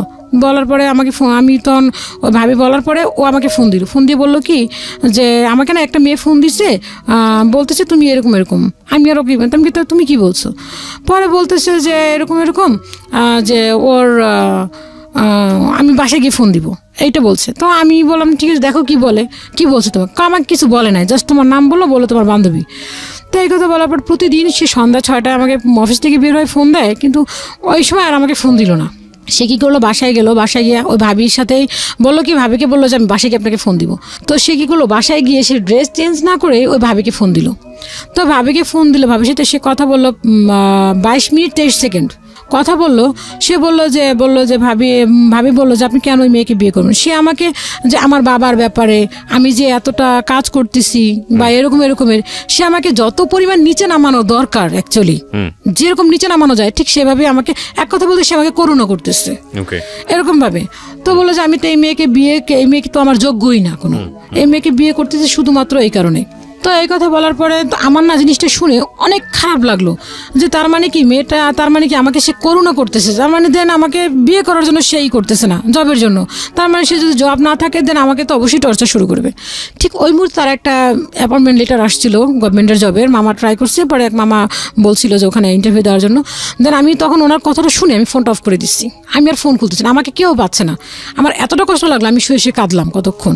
দেন তারপরে এই কথা বলার পরে আমার খুব কষ্ট লাগলো, আমি কাঁদার পরে বললাম কি যে আমি বিয়েই করবো না। তার মানে কি আমি পড়াশোনা না, আমার বাবা নেই, আমার বাবা এই করে, এজন্য কি আমাকে সে বিয়ে করে যাবে? তখন কি আপনি ফ্যামিলি থেকে তখনও ডিটাচড, আপনি আলাদা আলাদা থাকছেন? না না না, আমি তো বাবা মায়ের সাথে থাকছি তখন। তখন মায়ের সাথে থাকছেন কিন্তু বাবা থাকে না? না, বাবা আমাদের কাছ থেকে সেই 2005 সাল থেকে চলে গেছে। নিজের সংসার নিজেই চালাচ্ছেন? হ্যাঁ, নিজেই চালাচ্ছি। মামা দিন বাসা ভাড়া দিত, দেন এখন তো মামা বাসা ভাড়া দিচ্ছেন না, তখন আমি নিজেই দিচ্ছি বাসা ভাড়াটা। দেন খাবারের খরচটা আম্মু দিচ্ছেন, দেন কিছু দরকার হলে পড়াশোনার খরচটা হচ্ছে মামা কিছুটা বের করতেন। তো এই কথা বলার পর আমার খুব কষ্ট লাগলো। তখন মামাকে বললাম যে মামা, ফোন দিলাম তখন রাতে মামাকে, তখন মামা হচ্ছে আপনার ইয়েতে থাকে, মামা তখন ইউকেতে চলে গেছে। তখন মামাকে বললাম যে মামা এরকমের ও না এইগুলি বলতেছে। তখন মামা আমাকে বকা দিল, বললো তুই বেশি পণ্ডিতি করলি কেন? আমি বললাম মামা আমি বিয়ে করবো না জীবনে, কারণ যে আমাকে পছন্দ করে না, আপনার জবের পছন্দ করছে, সে আমাকে সারা জীবনভাবেই তো এইভাবে খোটা দিবে, হয়তো তার ফ্যামিলি ভালো, ঠিক আছে, আমি তাকে বিয়ে করবো না কোনোদিন। তো এই কথা বলার পর মামা বললো তোমার যেটা ইচ্ছা, যেটা তোমার ইচ্ছা, তোমরা যেটা ভালো মনে করো। তখন মামা রাগ করে বলো তোমাদের যেটা ইচ্ছা, আমি তোমাদের কাছে নাই, আমি তোমাদের সাথে নাই। তো মামা এই কথা বলার পরে দেন আর ওনার সাথে আর হলো না। দেন এই পর্যন্ত চলে গেল। চলে যাওয়ার পরে আমার যেন প্রপোজাল আসার পরে একটাই প্রবলেম, যে বাবা থাকতে হবে। দেন বরিশালের মেয়ে কেন? মেন প্রবলেম হচ্ছে বরিশাল, তার মানে কি বরিশাল দেখে এই জন্য তো আমার হবে না। আমরা তো বলে কি মেয়ের আগে বিয়ে হয়েছে, নাহলে কেন কোনো মেয়ে কি একটা 29 বছর বা 28 বছর একটা মেয়ে কি একা কখনো থাকে নাকি? নিশ্চয়ই দেখেন আগে কতটা রিলেশন করছে, দেন তারপরে সে এই কাজে আসছে। তো এরকম করতে করতে মনে হলো যে না, এখন আর আসলে দেখা যায় প্রপোজাল আসে, তখন আমি মনে করলাম যে না, এখন আমি আসলে ঘরে বসে থাকবো না। আমার তখন ইচ্ছে হলো যে না, আমি কিছু একটা করব। তখন ঘরে বসে আমি মেশিনটা আরও একটা বাড়ালাম, কর্মচারী নিলাম। আমি একটা মেয়েকে, যে এখন আমার সাথে যে আসছে ও হচ্ছে, ওকে আমি নিজে ফ্রিলি কাজ শিখালাম। তো আমি অনেকজনকে কাজ শিখাইছি। কাজ শিখানে দেন পরে এখন মনে হলো কি যে না, আমি বিয়ে করবো না। তো আম্মু এর মাঝখানে হচ্ছে তার চিন্তা হচ্ছে যে বিয়ে করবো না কেন, কারণ কি তোমার, তুমি বিয়ে করবো না কেন? আমার সবসময় আমাকে একই কথা বলে, বিয়ে করতে হবে। তো আমাকে বিয়ে করতে গেলে তোমার তো আমি যে বলবে যে বাবা নাই, দ্বিতীয় কথা তোমার বাড়ি আছে, তুমি কি যৌতুক দিতে পারবো আমাকে 5 লাখ টাকা? মানুষ তো শুনে যে মামা লন্ডনে থাকে, যে মামার কাছে মনে হয় যে হয়তো বা লন্ডন নিয়ে যেতে পারবে, আর নয়তো বা মামার শ্বশুর হয়তো বা ইয়েতে থাকে, লন্ডন থেকে 5 লাখ টাকা দিতে পারবে। নয়তো বা মেয়ে যে কাজ করছে এতদিন যাবত, যে কাজগুলি করছে, সে কি শুধু খাইছি, তার টাকা পয়সা মোটেও জমানো নাই। কিন্তু ভাইয়া একটা কথা বলতে গেলে কি, আমি যে ইনকাম করছি সবটুকু আমি নিজের খরচে লাগছে, কারণ আমার বাসা ভাড়া দিতে হচ্ছে। প্রতি মাসে আমি ইনকাম যতটুকু করতাম ঘরে বসে, বাসা ভাড়া দিতাম, টুকটাক নিজের খরচ চলতাম, সব কিছু করতাম। তো এরকম করতে করতে পরে মামা যখন এই কথা বলো, তো দেন 2012 সালে মামা বিয়ে করলো। বিয়ে করার পরে তো মামা এর মাঝখানে আমাকে বারবার বলতো যে তুই পড়াশোনাটা শুরু কর। তো আমার একটা লজ্জাবোধ কাজ করতো যে আমার ভাইরা এখন মোটামুটি পড়াশোনা করতেছে, ওরা ভার্সিটিতে পড়ে, আমি এখন পড়াশোনা করবো, ওর ফ্রেন্ড সার্কেল বা কী বলবে, এরকম একটা লজ্জা কাজ করতো আমার কাছে। তো আমি না পড়তে চাইতাম না, যে না থাক, এখন আর পরে কী করবে, এখন তো কাজই করতেছে, আর পরে কী করবো। তো 2012 সালে আমার মামি হচ্ছে, সে ঢাকা ইউনিভার্সিটি থেকে পড়াশোনা করছে। সে বললো কি, তো বললো যে তুমি এই কথা কেন বলতেছো, তোমার লজ্জা পাচ্ছে? আমার এক নানু আছে, তার ছেলে মাস্টার ডিগ্রি কমপ্লিট করে ফেলছে, দেন সে ওপেন থেকে সে পড়াশোনা করতেছে, তার কি এখন দরকার পড়াশোনা করাটা? তখন ভাবলাম যে সেটাও তো হতে পারে যে সে বুড়ো বয়সে যদি পড়াশোনা করতে পারে, তাহলে আমি কেন করতে পারবো না? দেন ওই 2013 সালে তখন আমি চিন্তা করলাম যে না, আমি পড়াশোনা আবার শুরু করবো। দেন আমি আবার তখন পড়াশোনার জন্য আবার গেলাম, মাদ্রাসা শিক্ষা বোর্ডে গেলাম। তো সেখানে গেলাম, যে বললাম যে আমি তো অনেক দিনের গ্যাপ, যেহেতু 20 লং টাইম গ্যাপ, তো আমি ওখানে গেলাম যে 8-এ ভর্তি হবো। তারা বললো যে না, এখন নেওয়া যাবে না, আমাদের রেজিস্ট্রেশন হয়ে গেছে, এখন 8-এ ভর্তি করা যাবে না। দেন 9-এ যদি হয় তাহলে আমরা হয়তো কিছুটা হেল্প করতে পারি 9-এ ভর্তি হলে।